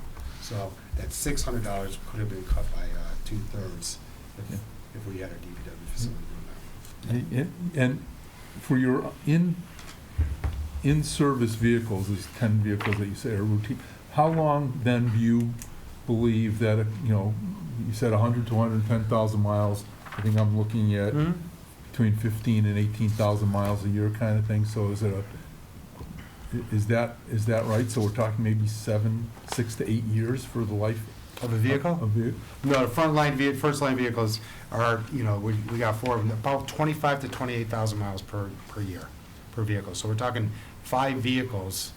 We're putting 200,000 miles, so even if I rotate them in and out, we're putting 200,000 miles on our frontline vehicles, which equals right now about 25,000 miles to 28,000 miles per vehicle. okay, So so we're I'm just looking- trying to get a sense, Chief, of with 10 vehicles, and if they only last 4 years, you need to buy more than 2 vehicles a year. If we had, and again, I'll use other communities as a baseline. East Long Meadow buys 2 vehicles a year. Wilbraham has a rotation of 2, 2, and 3. Wilhampton does 1 vehicle a year. So we should be purchasing 2 vehicles a year. If we had that rotation of 2 vehicles a year, we wouldn't be in the position we're in now of having vehicles that are going to exceed, several vehicles exceeding 120,000 miles. All you're doing is putting off the inevitable, which is you're going to have to buy more vehicles eventually. So us by not getting a vehicle last year, we're eventually going to have to buy 3 vehicles some year in order to keep our fleet consistent and keep our maintenance costs down. And I would say that it is a safety issue, and I think, and from a layman's perspective, one of the things that I like to do, call it a perk of the job, is when we get a new vehicle, especially a new patrol vehicle, I like to test drive it. And then, of course, before it's put in service, because when it comes in, before it gets put in service, I should say, when they're not, we don't do the in-service thing, but to check it out, see how they ride, and then when especially Crown Vic, when it gets out of service, sometimes they're usually given to departments. And if you have never had the experience of driving a new police vehicle and a police vehicle with 100,000 miles on it, it's hard to explain. It really is, if you've ever driven a sports car even, a vehicle that's tight, really feels like you're hugging the road, and even in an Explorer, you just feel like you're in command of the road and you have total control of the vehicle. After 100,000 miles, it's like driving a boat. And like I said, only through first-hand experience can I say that, but when you're driving a car that rides like a boat and you are trying to, and you are in an emergency response situation, to me, it's a safety issue for the officer driving the vehicle as well as the other people on the road. So can we talk for a second then about how we're going to solve this issue and buy 2 vehicles? Quit next year? stealing their vehicles. That's how we solve it. I'm not using one at all. There's only one in the budget for 2017, and it appears that you already need that one because you just retired one, and you probably need another. So I don't think we need to discuss how we're going to do it. I think that'll be part of our negotiations, but the chief, obviously, is not going to be part of that discussion. I guess the question is, how much are the cars again? 35,000. 35? They budget 35,000. Okay. I mean, he's given us the data here, so we don't need the chief. I guess It'll be something we do. the other question is, if the new car, that means you wouldn't need the extra 5,000 in maintenance, because that's to cover that Crown Vic that you have to keep on the road. Okay. So I guess we can have that discussion. And one of the things that's happened in the past, I'm answering Mark's question. One of the things that has happened in the past is if, you have if the department has a favorable year on overtime or utilities or some other line item, and there's 35 left over at the end of the fiscal year, purchase a vehicle at the end of the year, as the captain, as the chief has reported, overtime, because of the turnover he just talked about, as well as training and an officer on maternity leave, the overtime budget is not having a favorable year. So we don't think we're tracking a turn back in that amount for a car. If there is, or if there's a combination of perhaps enough money in the police department budget near fiscal year end and the reserve fund is still where it is, perhaps a reserve fund request could be made to purchase a car. Otherwise, if we're not able to do it in FY17. It seems to me that if a car failed inspection and we can't afford to repair it, or it's not smart enough to pay to repair it, we ought to go for, that's what the reserve fund is for. And oh, by the way, there was money put in the reserve fund for stuff like that. Alex, you have something? I did. Just a couple more things. Just coming back to the crossing guards for a minute. I'm looking at our spreadsheet, and it said that the FY departmental requested was 158,535. So was that the amount that you originally asked for? That's correct. Okay. So your original proposal would not have to cut any of these crossing guards. My original proposal was to keep the crossing guards, as well as add another supervisory position to the supervisor, if that would be the sergeant. Right. For it. That's Okay. correct. But the reduction in the amount for the crossing guard is not to fund the traffic sergeant? No, it is not. Okay. And then I guess the final question I had was about overtime. And how much of the overtime that you anticipate is for court, and how much is it for filling in shifts? And you talked about going to the range, and how does that break out? I don't have all those figures with me right Okay. now. All I can tell you is historically, we spend about $125,000 a year just on training and mandatory training. 40 of For overtime. for overtime, Yeah. yes. 125 for training. And then, I mean, I've heard a lot, about having to fill in shifts, somebody's out on disability or whatever. How much is that something you could get, rather than me continue to ask you? I mean, is that something you could just send, sort of the breakout of the purposes of the overtime? How many overtime shifts we have? Yes. Yeah, just the purposes of it. Where is your overtime used? Yeah. Yeah. Okay, you could email that? Sure. Okay, great, thank you. Okay. Chief of Police, you were on the grand jury here for an hour and 20 minutes. You did great. It felt like 2 hours. Well, thank you. Yeah, normally we'd break for lunch and all, but I guess we're just going to roll right on to our chief of the fire department. John, do we want to use the same format we did before? Yeah, can I just take a moment to introduce the Sure. folks I brought with me? Absolutely, sir. Thank you. This is Captain Jay McSada. Jay's my fire prevention officer, my main code enforcement person, fire education. He coordinates all our activities within the schools. Although we don't have a dedicated SRO, we have a lot of school interaction. Jay takes care of that. So from safety perspectives. John Rigney's our newest captain. Some of you attended his swearing in. John's our training officer. He's the shift commander for Alpha Group. He's my data guy, IT guy, and like I say, he just took on the training officer role, so that's an exciting part. Captain DeFord, one of my senior captains, is our shift commander for Bravo Group. He's a grant coordinator, so when we talk about a lot of the money that we've gotten in this year, he's been responsible for coordinating a lot of that. He also has a huge job in coordinating our respiratory protection program.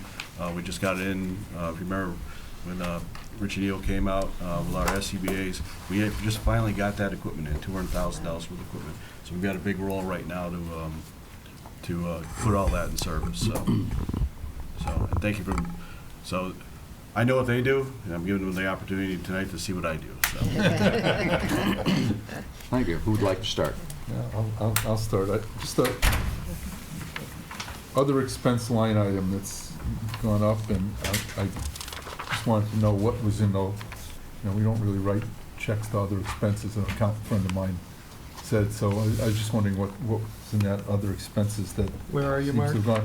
Well, I'm on page 5 of the overall budget for the fire department. Yep. It says other expenses, and it went from a budget of $9,500 this year, a recommended $13,000 next year, and I'm just trying to understand so everybody can understand what was in that line. Oh, okay. Actually, that was increasing a service agreement for our computers, for our image trend software. We had to put, which is what we use for EMS reporting, and basically all of our data collection. So that was the increase there. That's where we put that. So why wouldn't that go into the ambulance? It actually encompasses fire. It's all our data, inventory. So there's no distribution of, Paul, this gets back into the water sewer DPW. We have actually, and then. Is there some that was distributed into the? Well, ambulance? actually, so there's modules to that software. Okay. So the EMS modules actually are in the EMS budget.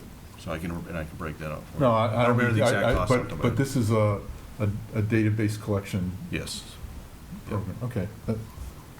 And because of the additional state mandated reporting, we have modules went up. So that's the.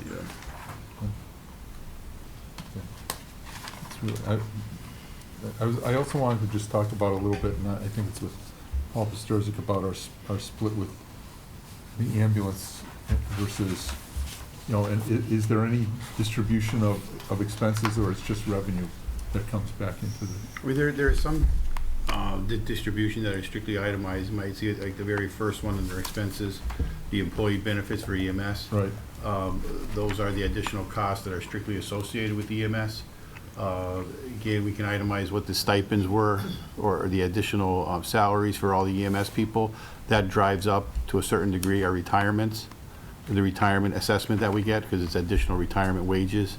So we go through those type of calculations in order to, again, what are the incremental costs in other areas that they have the fire department provide that EMS service for us. The other account going on towards the very bottom of all the expenses is the insurance premiums. We do have a police and fire ILD insurance that we share 1/3, 1/3, 1/3. 1/3 of it is attributable to the ambulance. The other third is strictly for the police and fire, so we do some type of allocation in that regard. There are a few other line items that are basically strictly ambulance. There's an ambulance billing line item. There are a few others. That's probably the biggest one.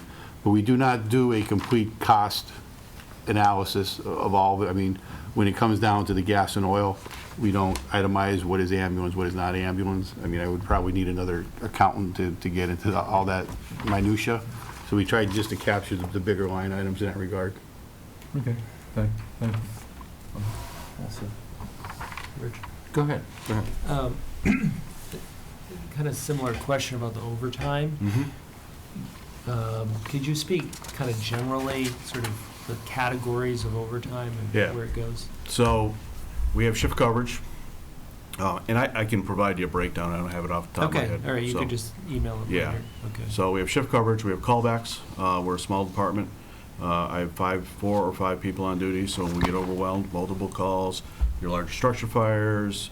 Callbacks is bringing somebody who's not on The shift. off-duty guys come back to work. Okay, Yep. all right. And then we have training. And training is at by far the smallest amount of overtime that I spent. So this year, because the overtime budget was significantly reduced by $20,000 last year, I've attempted to mitigate those expenses by cutting training. So I've cut training this year by 50%. And I reported that monthly, so. And I'm still going to have a shortfall for overtime based on what was provided in the 16 budget, so, For this current fiscal year? yes, sir. How much is that going to be short? I'm projecting I'm going to need the full $20,000 that was cut from last year. Remember, that money was transferred to the reserve fund. Yes, sir. So go get it if you need it. Yep. That was the Yep, intent. we've been active in discussions about it, so, yeah. Yeah. Tra- Same for the police department. I track it weekly, I know right where I'm at. That's so, why it's there. Yep.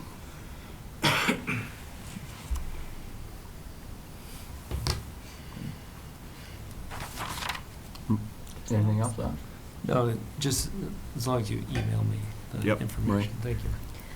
You talked about cutting training 50%, so I guess that will flow right into, if you had more money, where your priorities would be. What programs, new programs would you have wanted to try? And of course, number one is what training would you really need? Yeah, so this year, I think we have a pretty solid training plan. We've had to mitigate that this year because of, so I think it's like really on our current training plan. We are seeking grants. We've had a great year for grants since we've come in. We're gonna make capital investments of about $280,000 in the fire equipment this year, just for grants alone. So that's gonna remove about 270 from pending capital requests. All right, that's the entire SCBA replacement program, $200,000. Through the hard work of these guys on maintenance and inspection of our old SCBA equipment, typically there's no value to that equipment when it's done. We were actually able to ascertain a value on that and build it into the package with the SCBA project, and we were actually able to get a compressor to fill the equipment, replace a 25-year-old compressor, which was on the capital plan, $70,000 value. So actually we were able to roll that into the program. So we're really proud of that work. And we have several smaller grants. So we have $750,000 in pending grant requests out right now. One of those is obviously to support a large capital item, which is the replacement of Region 2. And those are also training grants also. So, and then we have another $275,000 grant that is in the queue, and that's a staffing and training grant. So, other training that we've actually really reduced our training expenses over the years, and we actually continue to do that. One of the things we've done is train our internal guys to provide a lot of the EMS continuing ed. So instead of actually paying entire groups of people on overtime to go to training, what we do is I train one guy, and he comes in, he trains the entire group while they're working. Now, from that one individual, it may cost me more overtime because he has to work around their calls and their shifts and visit more, but as a whole, it's been a tremendous cost reduction. So, along the lines, if I had, plenty of money, I actually have a reorganization plan for the fire department that we've collectively developed. Some of the things that we've looked at is, since 1982, the department's had the same management structure. All right, one chief who's not in the union, and 5 captains, all both shift responsibilities and extra duties. That's how we've run the department. In 1982, we did 384 calls. We didn't run EMS. We didn't provide the highest level of pre-hospital emergency care. We didn't generate over $500,000 a year in revenue, and we provided very few mandated inspections. Well, times have changed. All right, now we generate well over $500,000 in revenue every year. We do 2,500 calls, 2,400 calls, depending on the year. And we literally have hundreds of inspections and other, for lack of a better term, social services that we have to offer. So we're stretched. By staffing, it was last increased in 2011. Since then, we've had a 33% increase in our run volume. So we are the model department for doing more with the same. So we've really taken a lot. I've taken the last 6 months and to really evaluate that, and I've come up with a reorganization plan. And I think it's a cheap date, to be quite honest with you. What I do is I would take one of the 5 captains' position and eliminate it.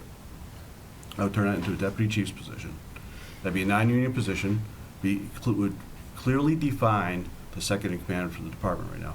Although I have excellent officers, and I would trust them with my life and the department, within our structure, there's no clear second in command for my department. Some of the jobs that we do, our EMS coordinator, and a lot of our pub ed is done by part-time people within the department. There'll be a guy on shift that has an extra duty, and he squeezes the work in when he can. Because of our run volume, that's getting more and more difficult to do, where the guys aren't getting the stuff done on time. It's not because they don't want to, but our primary job is for the guys to go out and actually do the runs. As those increase, those jobs get more challenging. I will tell you that the guys are very dedicated. I rarely have something that doesn't get done, but it's not efficient the way we're doing it. So we combine 2 of those stipend positions, where we pay people extra for this part-time position, combine those in and create a day position, a second day position. Now, I would use an existing firefighter to do that. So really what my plan entails is reorganizing the top, because there's really not a big difference in it, if you take the cost of a captain plus the overtime he makes, not a big difference in what we pay a deputy, all right? We already have that firefighter that I can move into the day position, I can move those stipends around and pay that. So what I'm really looking for is a bottom step firefighter to supplement that shift down, that, where I stole that firefighter for that day position.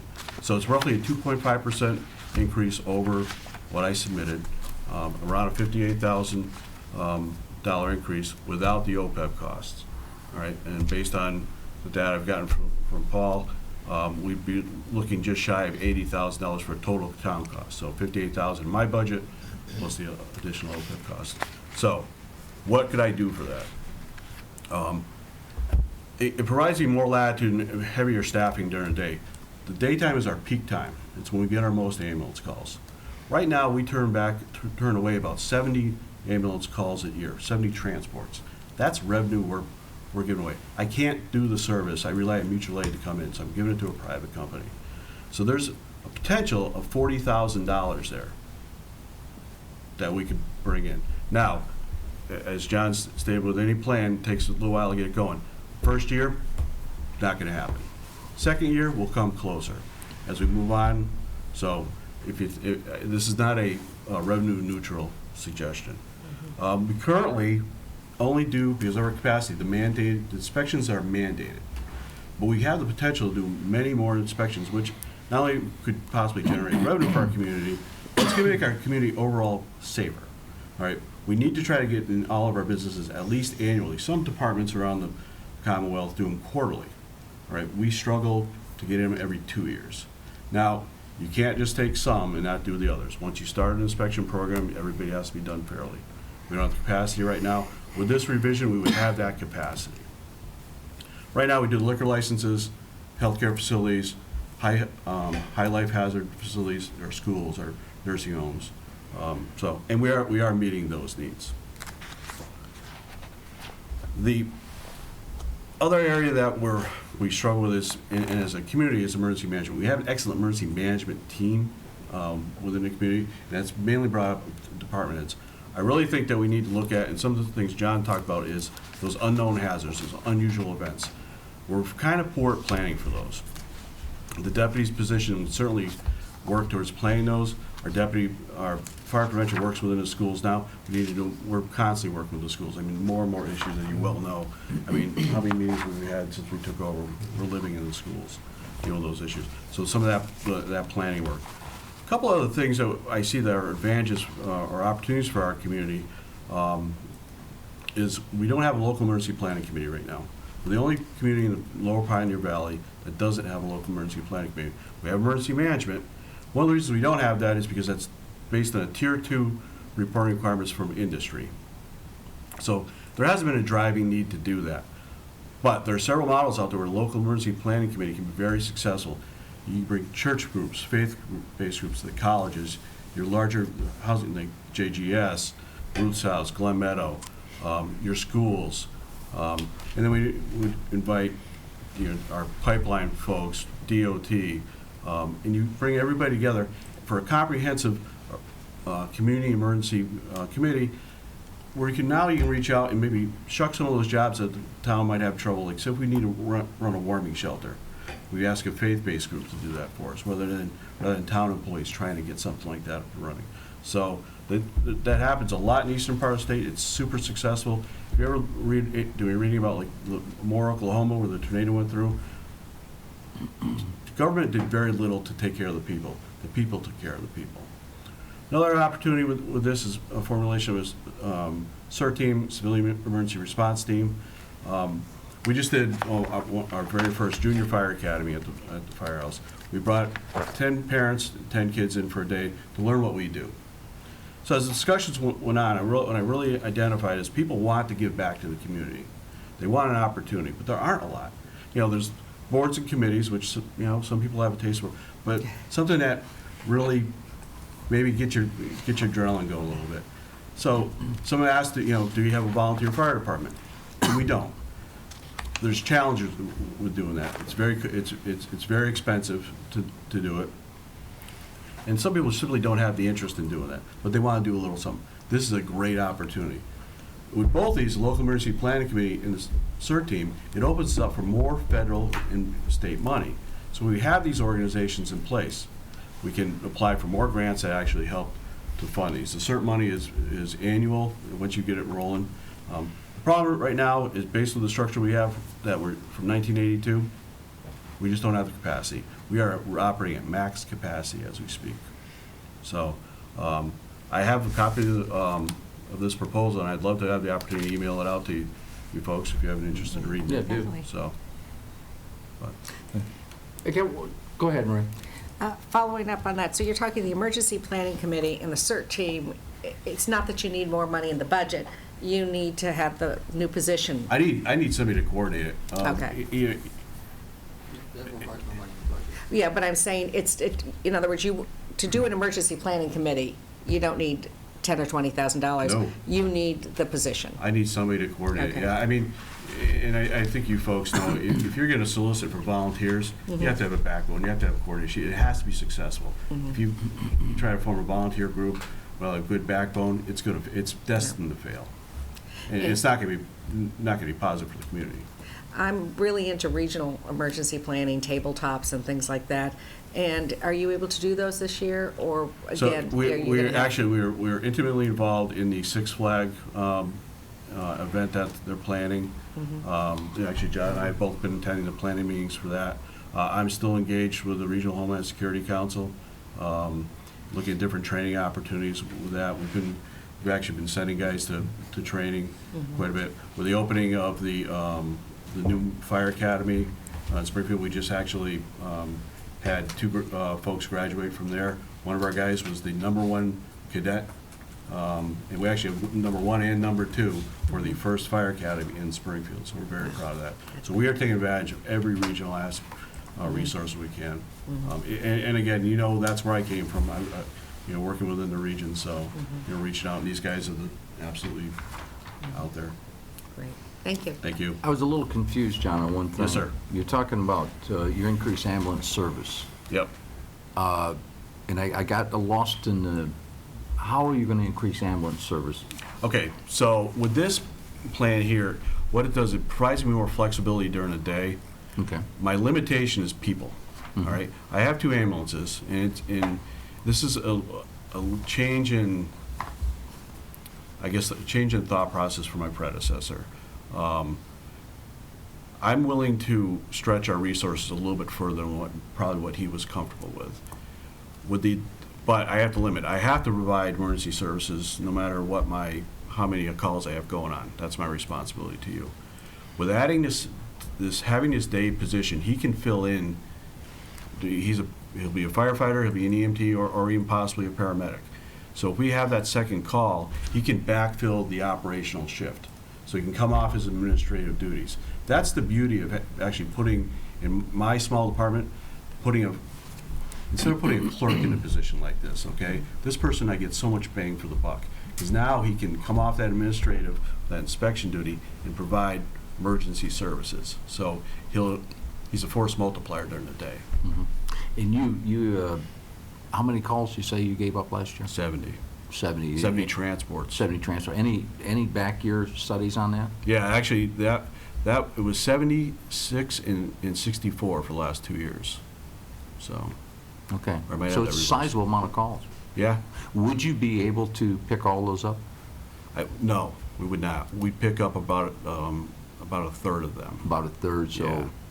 25 calls? Yeah, and that's why the money, I mean, it's not $70,000, but right around $40,000. Yeah, and it's 25, what's that, about $800 a run or so? Yeah, we're a little higher than that right now. We're 860, 865. Okay. Yep. So you could very well have a program within 2 to 3 years would be self-supporting. Yeah, and we have a lot of irons in the fire as far as the EMS goes. We're looking at working with some other communities to provide ALS services or intercept services. Those are very premature at this point to talk about, but I think we're constantly looking at the revenue generation. I think we exemplify that. The amount of grant money that we bring into our department, we've cut over the past 10 years, $1.2 million in capital expenditures we've gotten from outside resources. So I mean, that's capital money that the taxpayers didn't have to spend on the Long Meadow Fire Department. How much do you presently put into the ambulance fund each year? What's that? How much do you put into the ambulance fund? Right around 550. Yeah, for revenue, it's about 550. Yeah. Yeah, how much is going into the ambulance replacement account? Last year was the first year that they did not put any money in because it didn't, I think the revenue came in about 537. So it actually took a hit last year. It was the first time ever. John and I looked at it, thought it might have been a timing issue. Yep. It's on track this year to hit the 555 budget plus. And before that, they were putting in $10,000, $15,000, $20,000 a year minimally. Okay, so it's not a great amount of money left over then? Again, last year was the very first year that no money went in, and actually there was a reduction. Right. Yeah. But prior to that, there was, again, ample money going in. Yeah, I think one of the things we heard this morning is that running the ambulance service is a revenue generator, but not a moneymaker. Right. Yeah. It's a self-sustaining enterprise, but it is not a profitable enterprise. Right. Well, it gives you a stronger department too. Absolutely. I mean, for every paramedic I have a firefighter. Right. For every, EMT. So, those folks are, and I'm blessed. I have an extremely talented group up from my newest guy was the #1 recruit in Western Massachusetts. So, I mean, what's that say for my department? Yeah. It's a force multiplier by having them both. Right. I had the opportunity to talk with John earlier this morning, look at some of the spreadsheets that he's using to track his operation. I think you'd be impressed if you stop by and take a look at it. Yeah, my door's open and I welcome him. He's tracking a lot of points of in budget and everything else. He's got his pulse on the budget, likely much more than your predecessor had. I mean, daily you've got it up to date. So he's taking that part very, very seriously. And another part he shared with me is the fact when he took over his position, he had almost zero experience on the budget because with their organization, the way it is set up, they cannot pull in one of the captains to work with the chief in the budget process because they have so many duties going on in their own rights that there's no crossover in that middle management. So literally, he might have a fantastic team of staff to back him up when emergencies happen and all that, but the actual administrative part, there's nobody filling in. And I think that, the reason, I don't know if you've ever seen captains come to a meeting with my predecessor, but this is, the reason they're here is I need them to learn how this works, because we need to be a stronger organization going forward. And I, as a shift commander, my learning curve to get into this job, I mean, thank God I had worked there for 21 years before that, because I knew at least who to ask. I mean, thank God for Paul and all the other people that helped me out. But without that middle management position, it's been quite a learning curve. So, and Stephen, thank you for your help too. So. Yeah, the greatest I get that reader in all the the world. Yeah. Go ahead, Marie. 2 questions. On those mandated inspections, are there fees that are charged for that? Yes, and that's part of the revenue. Actually, for all of them, right? Except for our public schools. Okay, and what do we charge? So you're going to get a proposal from me to increase it. Right now, we're at 25. We're going to go to 50 Really and that low? 75. Oh, I thought it'd be like 100 or something. Well, yeah, it's pretty low, and we're going to increase it. I actually just finished doing a study. There's 2 things you're going to get from me fairly soon. We're working on reevaluating our ambulance rates. I've done a bunch of research on it. I actually spurred some regional research because of the research I was doing. So we're actually, as a whole, in a region, all the fire chiefs, there's a survey going around. We're trying to see where we compare to the rest of the state. Yeah. Obviously, some of it's based on Medicare reimbursement, so we have to be cognizant of that. So we don't want to put too much of a burden on our patients we can charge whatever we want. Yeah. It's really how much burden do you want to put on the patient that has Medicare. So being cognizant of that. So I'll be coming back to you probably within a month actually, I'm a month late. Normally in February you see those before the budget, but I want to come back to you with good data, and we're going to increase some of our fees too. So. And these mandated inspections, you said you should be able to do yearly, but you're on every 2 years because you just don't have the time. So there's some lost revenue there Yeah. because you're missing that position. Yep. And then, is there any safety equipment that you weren't able to put on your capital list that you really would love? So if there was a extra item on the Beacon Hill budget or something that So you I- could request. Yeah. So I actually have a whole list. One of the things I did is, because I don't know if I have OCD or what, but I actually developed a 25-year plan for every item on the fire department that's over $25,000. Oh, okay. When it's scheduled to be replaced. I'd love to So- see that. Okay, absolutely. I'll send it to all you. And I have it for all of our vehicles also. And you don't fabulous. have OCD, by the way. You're just a good plan. No. If everybody did that. Well, we can call them that, if you want to call everybody. I wish everybody Yeah. had OCD. But if I had a pile of money, and I just want to engage you in this discussion, we do need to, at some point, engage the conversation about another engine replacement. And I'm not looking to be the downer on the night, but our engine 2 is going to be 25 years old. We are tracking some potentially severe mechanical issues with it. Part of our maintenance cycles, we do oil analysis, and we analyze the fluids on the vehicles. And it's a good telltale sign of where that vehicle's going. This year, we got some pretty bad news with it. It came back with actually ferrous, which is iron, in the oil. So what does that mean? Well, there's not supposed to be metal in your oil. There's supposed to be a little bit, but not pieces. This truck's 25 years old. It's already had an engine replacement done on it. It's absolutely not worth doing that again on it. So after that, I sent it out for an independent evaluation.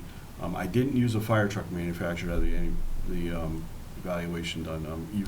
They're more than willing to do that for you, so they can sell you a new truck. So I actually had a National Highway evaluation done by a truck. First people that sell trucks. Nobody I'm going to buy a truck from. It was rated to be removed from service immediately.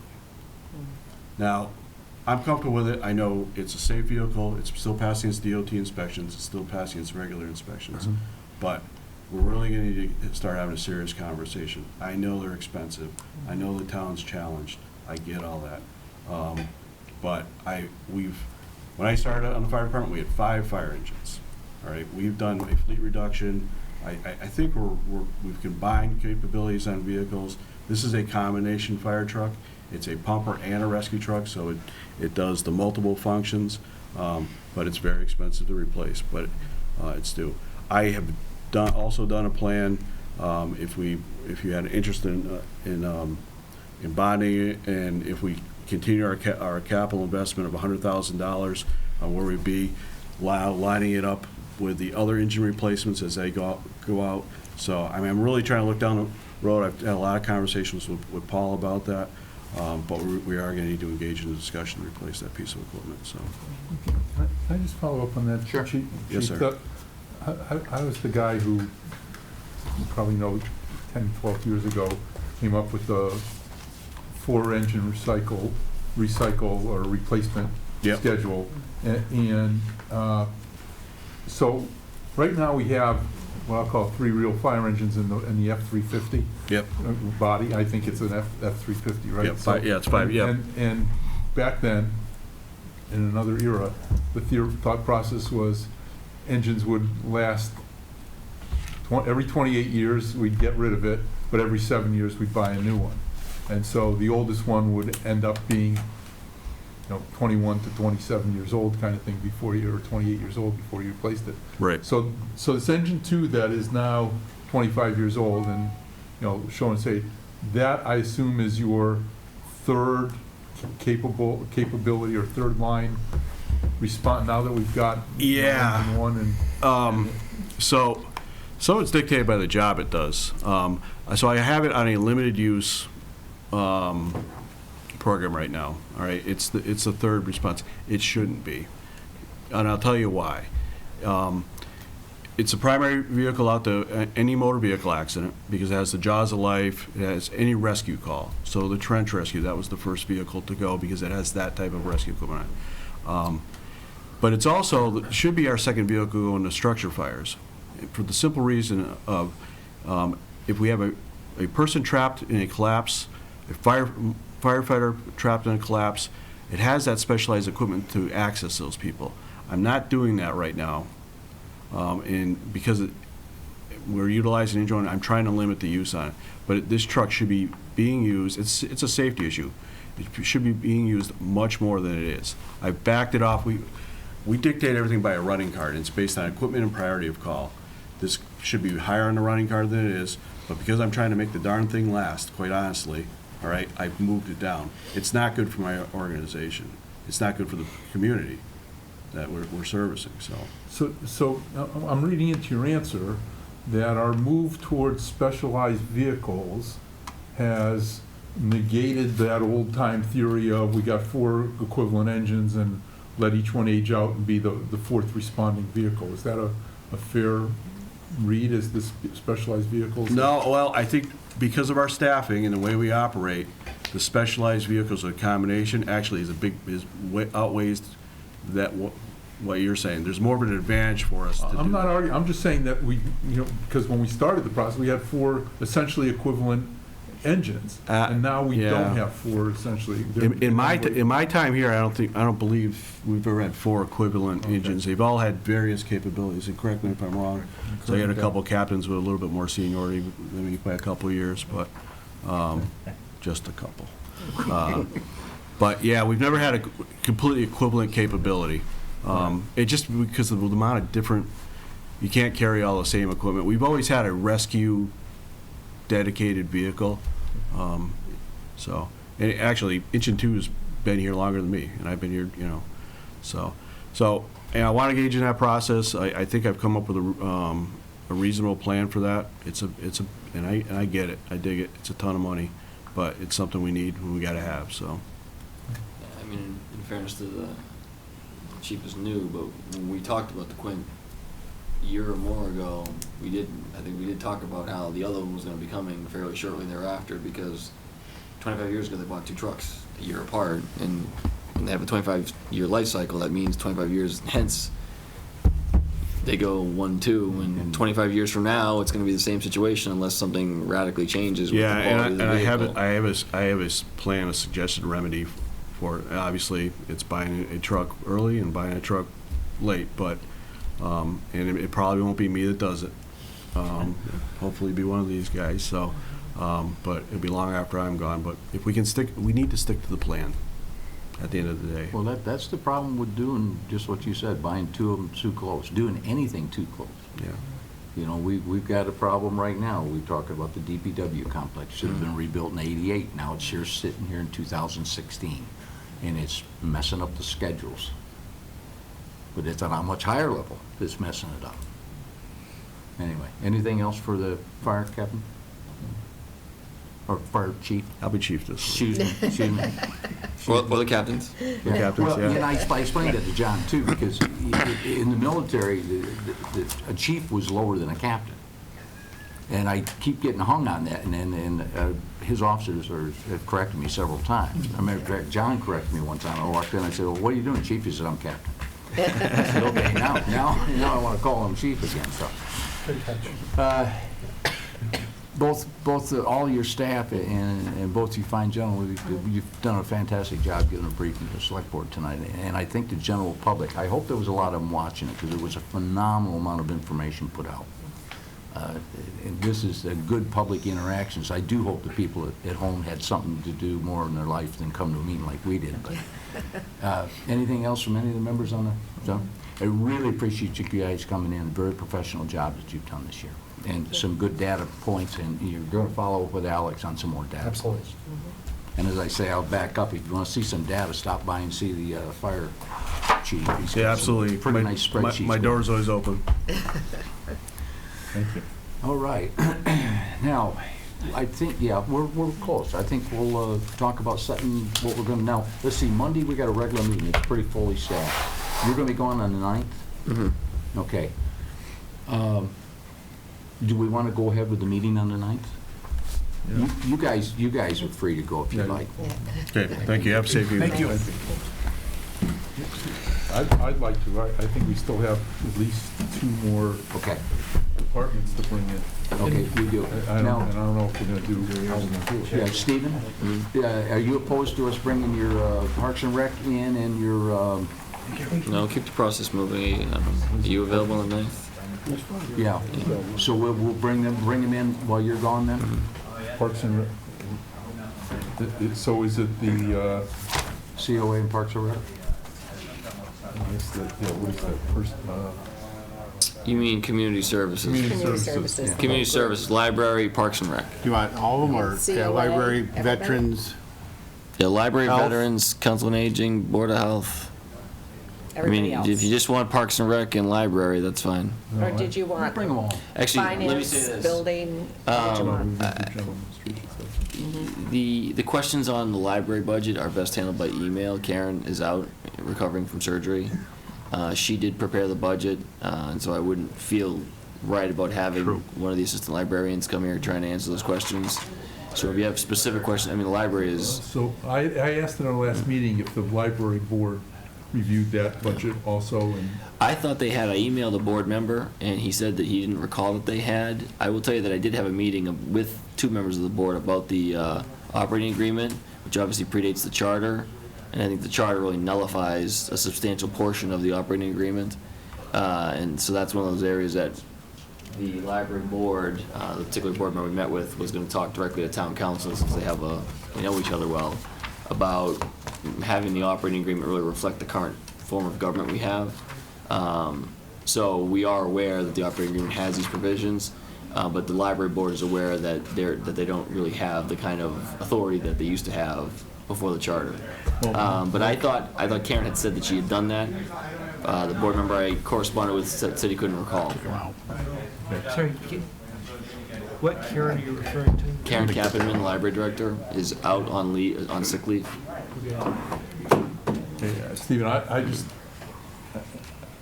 now's not the time. I'm not sure, let's see what attorneys say, but until somebody shows to me that the town charter nullified that agreement, let's go with it, what we got, A and B. My question was, if the library board reviewed it, I'm less likely feeling that I need to go through it detail by detail, that a set of lay leaders who represent the town, voice of the people in town, have reviewed it. And that's one of my reasons for asking that question, more than, worrying about what the operating agreement says. I don't know that took place. And Yeah, like I said, I think that's why I asked the Karen, question, though. Karen was obviously dealing with her health issues all throughout the last few months. I think I kept you guys informed of that.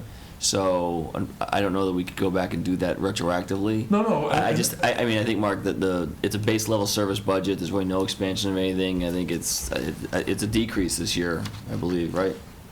I believe it is a decrease A in the bottom decrease. line. So I mean, I don't want to go through some kind of exercise that isn't absolutely necessary, only because of the situation with the director's health.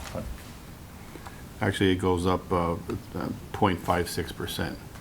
And that's basically all driven by step increases.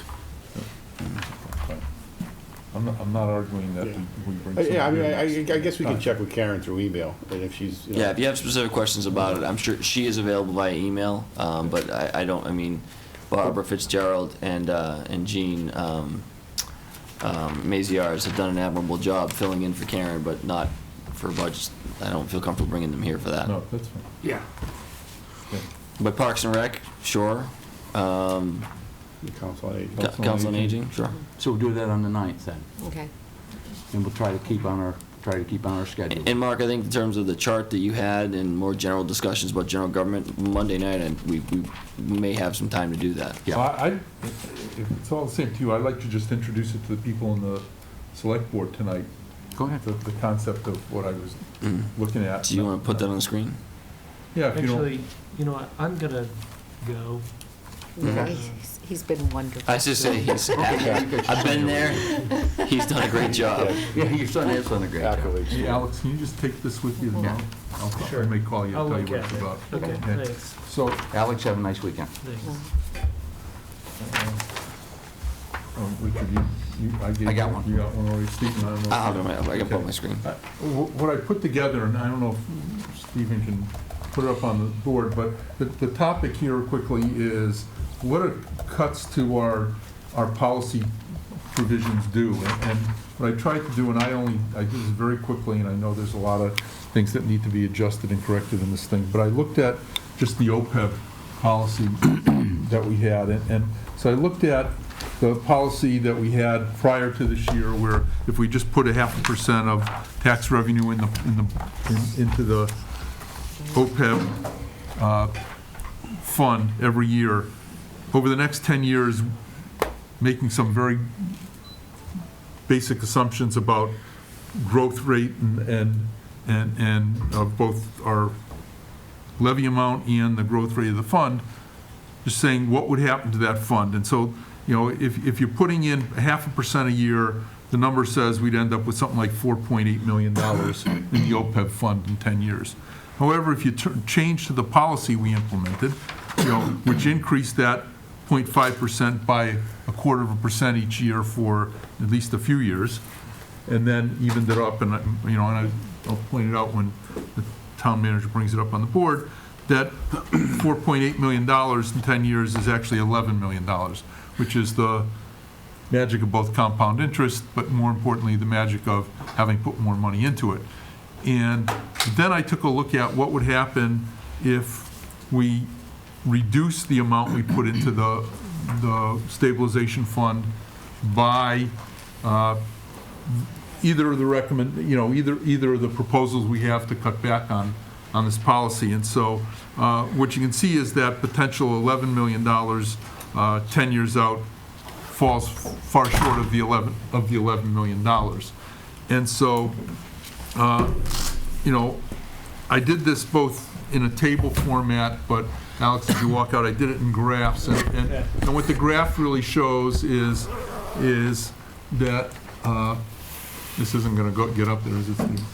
So I don't know if it's the port is a little funky on it. okay, what the graph really shows is an attempt to show the difference in those four potential policies, and the only reason I did this is because we had a comment at one of our meetings that this was a, you know, $50,000 or $90,000 decision we were making, when in fact it's not a $90,000 decision. It's probably a $700,000 or $900,000 decision on cutting back our contributions to the OPEB fund. I don't know how to do it with Excel markups. So. Oh, okay. You can't just click on those. It's open on my screen, but it's not, somehow it's not projected. Okay. Sorry. That's all right. So the difference is this, you know, the lower line in green, Marie and Richard, is the old policy. Obviously, the upper line that's in red was the policy we originally had, and then the intermediate ones are the cutbacks in where we here. Oh, I gave one to Richard. Well, I think I've got an extra one over there. okay. So that's all I was doing, and Paul, maybe, I don't know if we even need any more refining on this thing. Yeah, I mean, I think the point you were trying to make, and again, I saw it when you sent it, I mean, the dollar amounts that we're changing are very minute, but the point you make is shown in the graph fairly, Right. simplistically. What it shows is that this is a significant decision that we're being asked to make, and cutting back what appears to be a small amount through something that, we're never going to make up for it, essentially, because you're always going to be behind. And clearly, the assumption I made was that if our OPEB contribution, instead of being, 0.75% this year, it actually, Paul, I think, I worked it out to like 0.56% using your numbers, but even that, if it continues to grow by 0.25% a year, Right. we're still that 1 year, that gap behind all the time. That's all I was trying to. well, I think it's great, and I'm really glad that we're starting to have this discussion and take this as something that we can't ever deal with, but something we have to deal with. And I think tonight we heard something that we haven't heard before from the schools, and that was our fire chief said the position's $58,000, but you have to consider the OPEB costs of that position. He said the position's really over 80. And we have to start looking at, as positions are being put in town, your graph is gonna change Sure, too. Mark. Okay. Yeah. So with the threat of, thank you, Stephen, with the threat of repeating myself, so you'll never read these, but the charts make themselves clear, is that this the green line here represents for everybody our old OPEB policy, which says that, starting with, I think I had $575,000 in the OPEB plan right now, and I think it's somewhere around there. Well, it's more, but regardless, Whatever. the concept is the same. It grows right here to about 4.7 million, which was far short of where we needed to be. So we put in a policy that would have had to grow this way.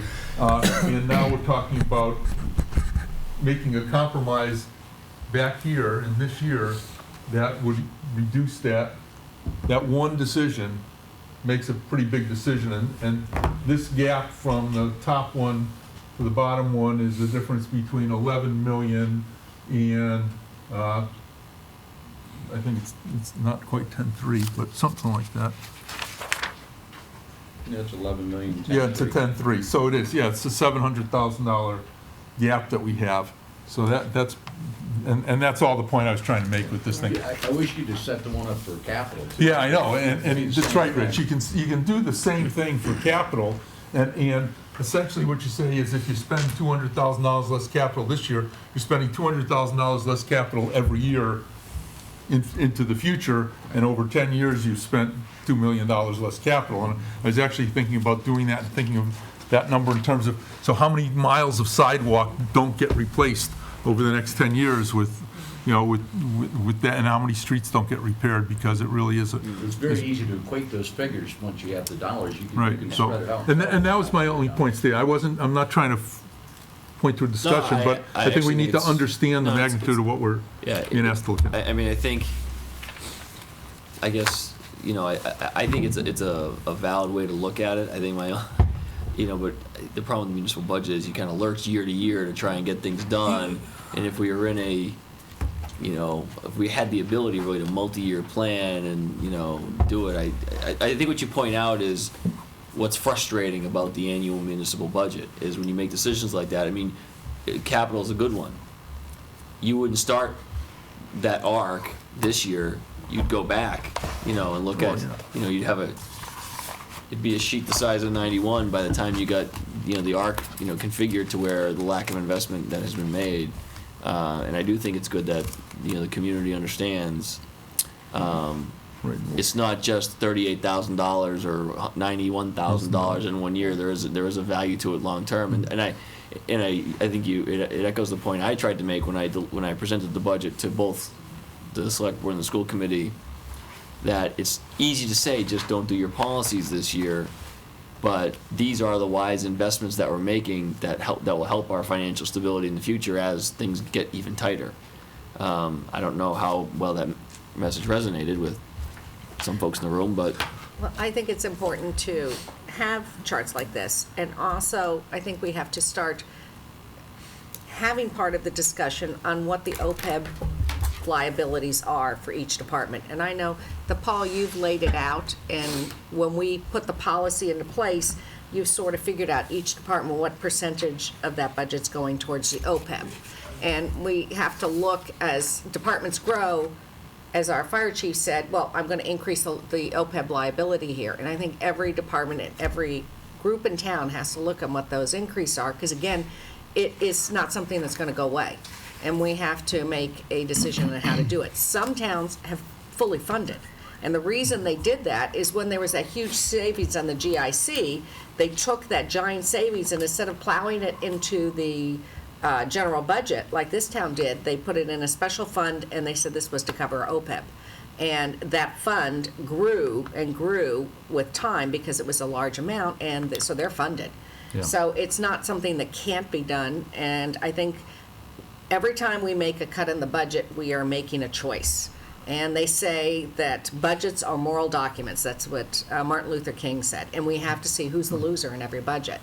And this is, as you said, Mark, this is definitely a loser, and which means everyone who's worked for this town is lost on this budget because we are no longer putting away adequate, not even close to adequate funds for the future. We've now changed that trajectory for our retirees, and it's no longer going as high as it could have been. Well, So it in was our lost. infrastructure too, we did the same thing to the infrastructure. Exactly, but that is so much harder to figure out where you're going to be. But you could give that a try, so that every year when we do cut, whether it's infrastructure or OPEB or something, the community realizes who has lost in this budget this year. And right now, it's our employees. Well, we brought up the point the other night too, when we sat here and we asked Paul, I said, okay, it's 0 for the town and 3.7 for the schools at this point. Yeah. That's a pretty strong message too.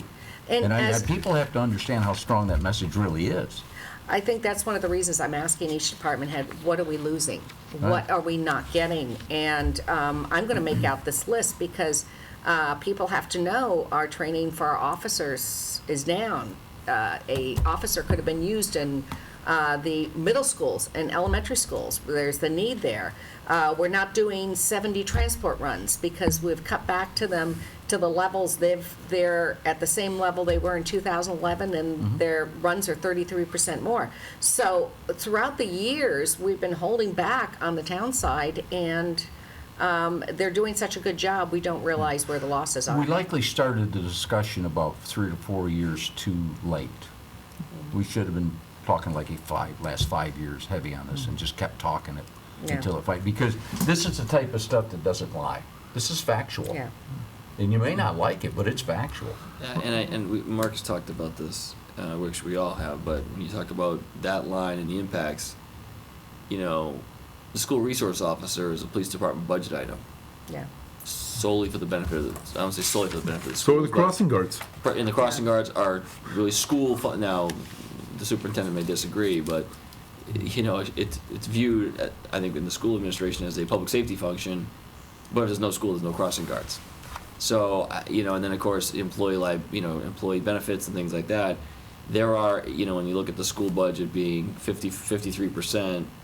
That number is probably the bigger lie, because it's probably 75 or 80% when you factor in all the things that unemployment insurance and capital.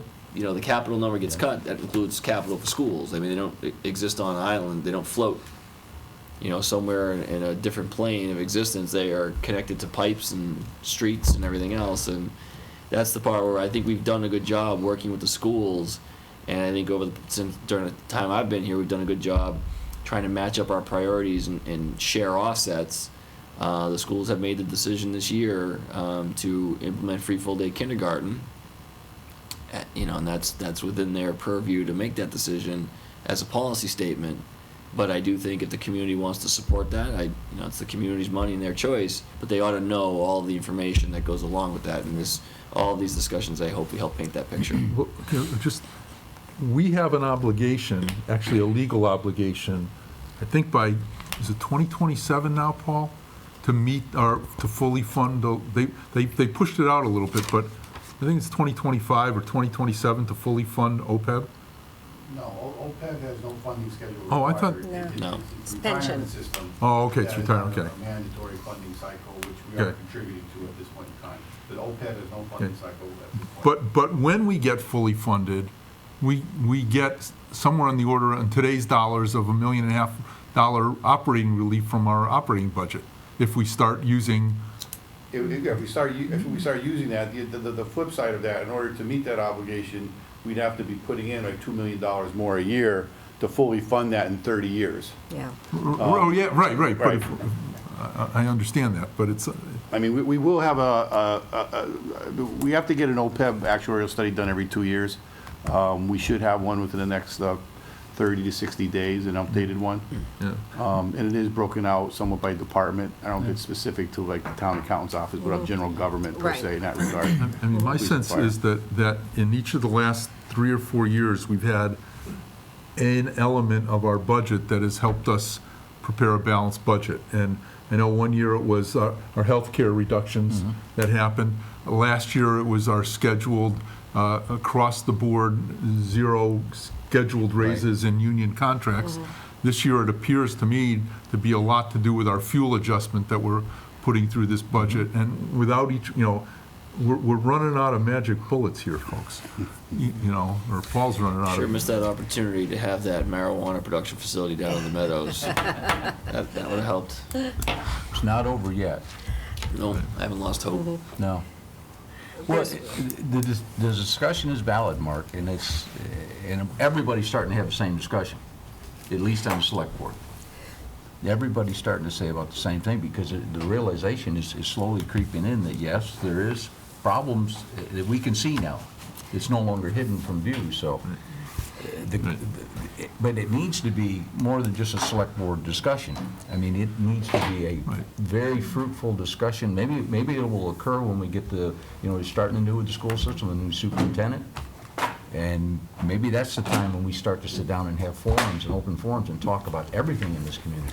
Certainly, the new school superintendent would be a little bit more informed, because he was from a regional school district where Right. they had their own finances internally and didn't have a town to, have the debate about. They had their own funding, they had their own surpluses and things of that nature, and it was a self-sustaining entity by itself.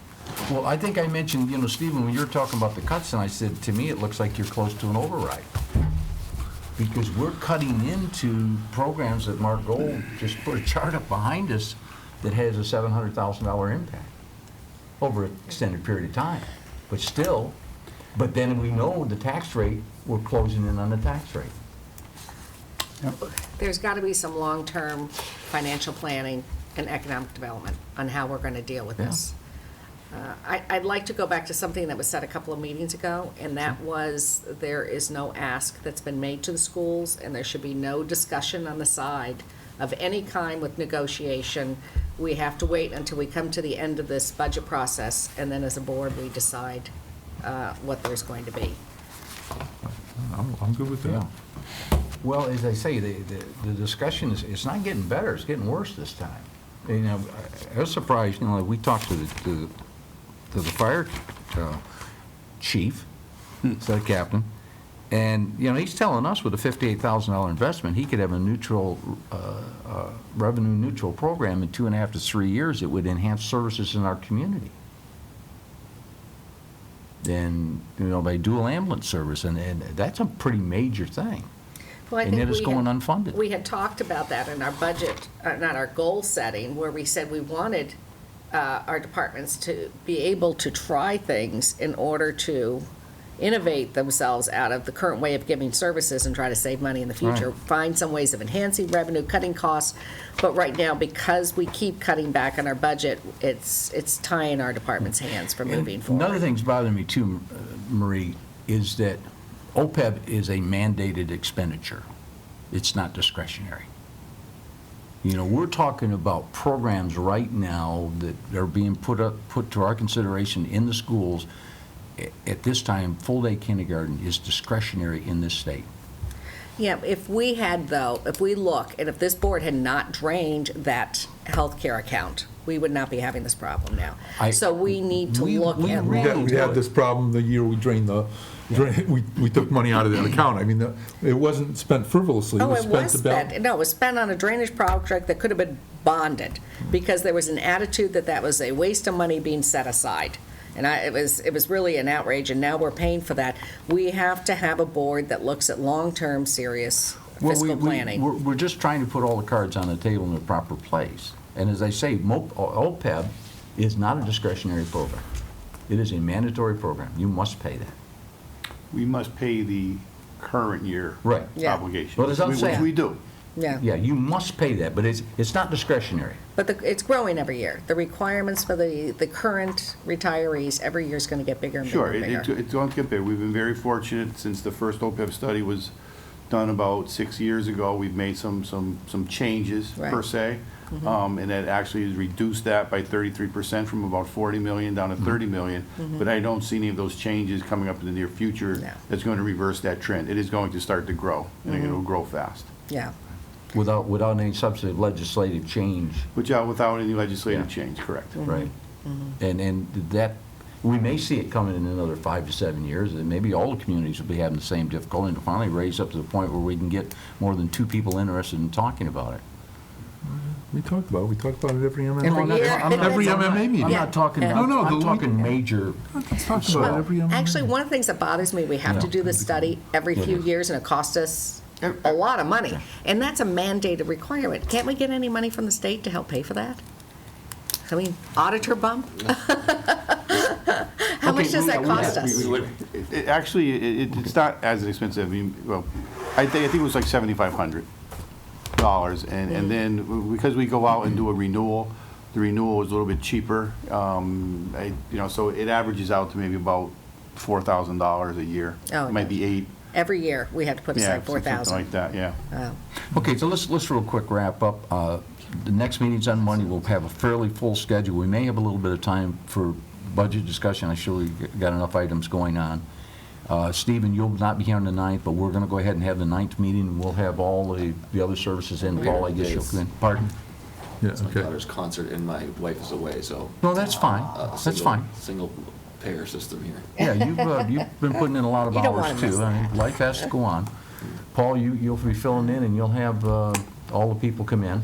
The next one after that, it would be the 14th, is that correct? I think that's the next meeting we have, Debbie? The 9th and then the 14th? I thought we had one on the 11th. No, I don't Okay, think the okay. I don't think everybody's available. Fine, So the okay. next one's the 14th, so that'll be and then the 16th is our public forum. Okay. So the 14th is going to have to be most of the meat put on the table at that point. And that's the one I will not be at. And you will not be here. So you're going to have to leave your notes and wishes and dreams and all that with us. Okay? Well, we're not going to vote on the budget till the Right. 21st, Marie, That's so what I there is time to figured. come back. Oh, yeah, that's right. Okay. I just have one question regarding on Monday night's meeting. Maybe how much discussion will you have on the warrant articles? I It's thought on- you it's said on you the wanted to agenda. do the budget before you did the warrant articles. Yeah, that's something, however I you think do. we're It's on the gonna agenda. I do thought it. we do the non-budget warrant articles. Yeah, we'll talk. I think if there's ones that just certainly don't pass muster on a threshold level, then we should address those Monday night and just say, we don't want, consensus is we don't want this, we don't want that one, or we like that, we don't like that, and give us some guidance. Yeah, or if we need this information or that information, go through Right. very quickly. Right. But Well, give us that's on the some, agenda for Monday. I'm sorry? That's on the agenda for Yeah, Monday. but I know it's on the agenda, but sometimes you can spend 10 minutes, sometimes you can spend 3 hours, so. How much time would you like us to spend? 10 minutes. Well, if you spend 3 hours on that, you're not going to spend much on your other. You can't agenda tell. We have items. cell phone lights. Yeah. And also the warrant articles, the ones you gave us before were only financial ones. There's other warrant articles on bylaw changes and things There's like bylaw that. stuff in there. Yeah, there's petitions on there. Okay, there is. Is that Okay. coming out? I That's was coming out looking as at a your full old package ones. in our- Citizens petitions, and then there was one full for warrant. tree warden and a few of those. Yeah, Not- that's what I was Nothing planning and zoning, No bees. nothing yet. Okay. That's a health department, that's a Board of Health. thing. Regulation. Yeah, it's- Okay. you're killing me right now. Yeah, we've got, Maria, it looks like we've got the full warrant in here. Okay. In our package. Okay, well, and then we've got our schedule. Move we adjourn. We are. I was going to let the folks that know. Folks, you've heard what our schedule is. Appreciate you watching us tonight, if you were, and if not, I hope your neighbors tell you missed one whale of a meeting. We appreciate you calling in, and we'll see you Monday night. Thank you. Have a nice weekend. I move we adjourn. Yeah. Second? All in favor? Aye. Thank you.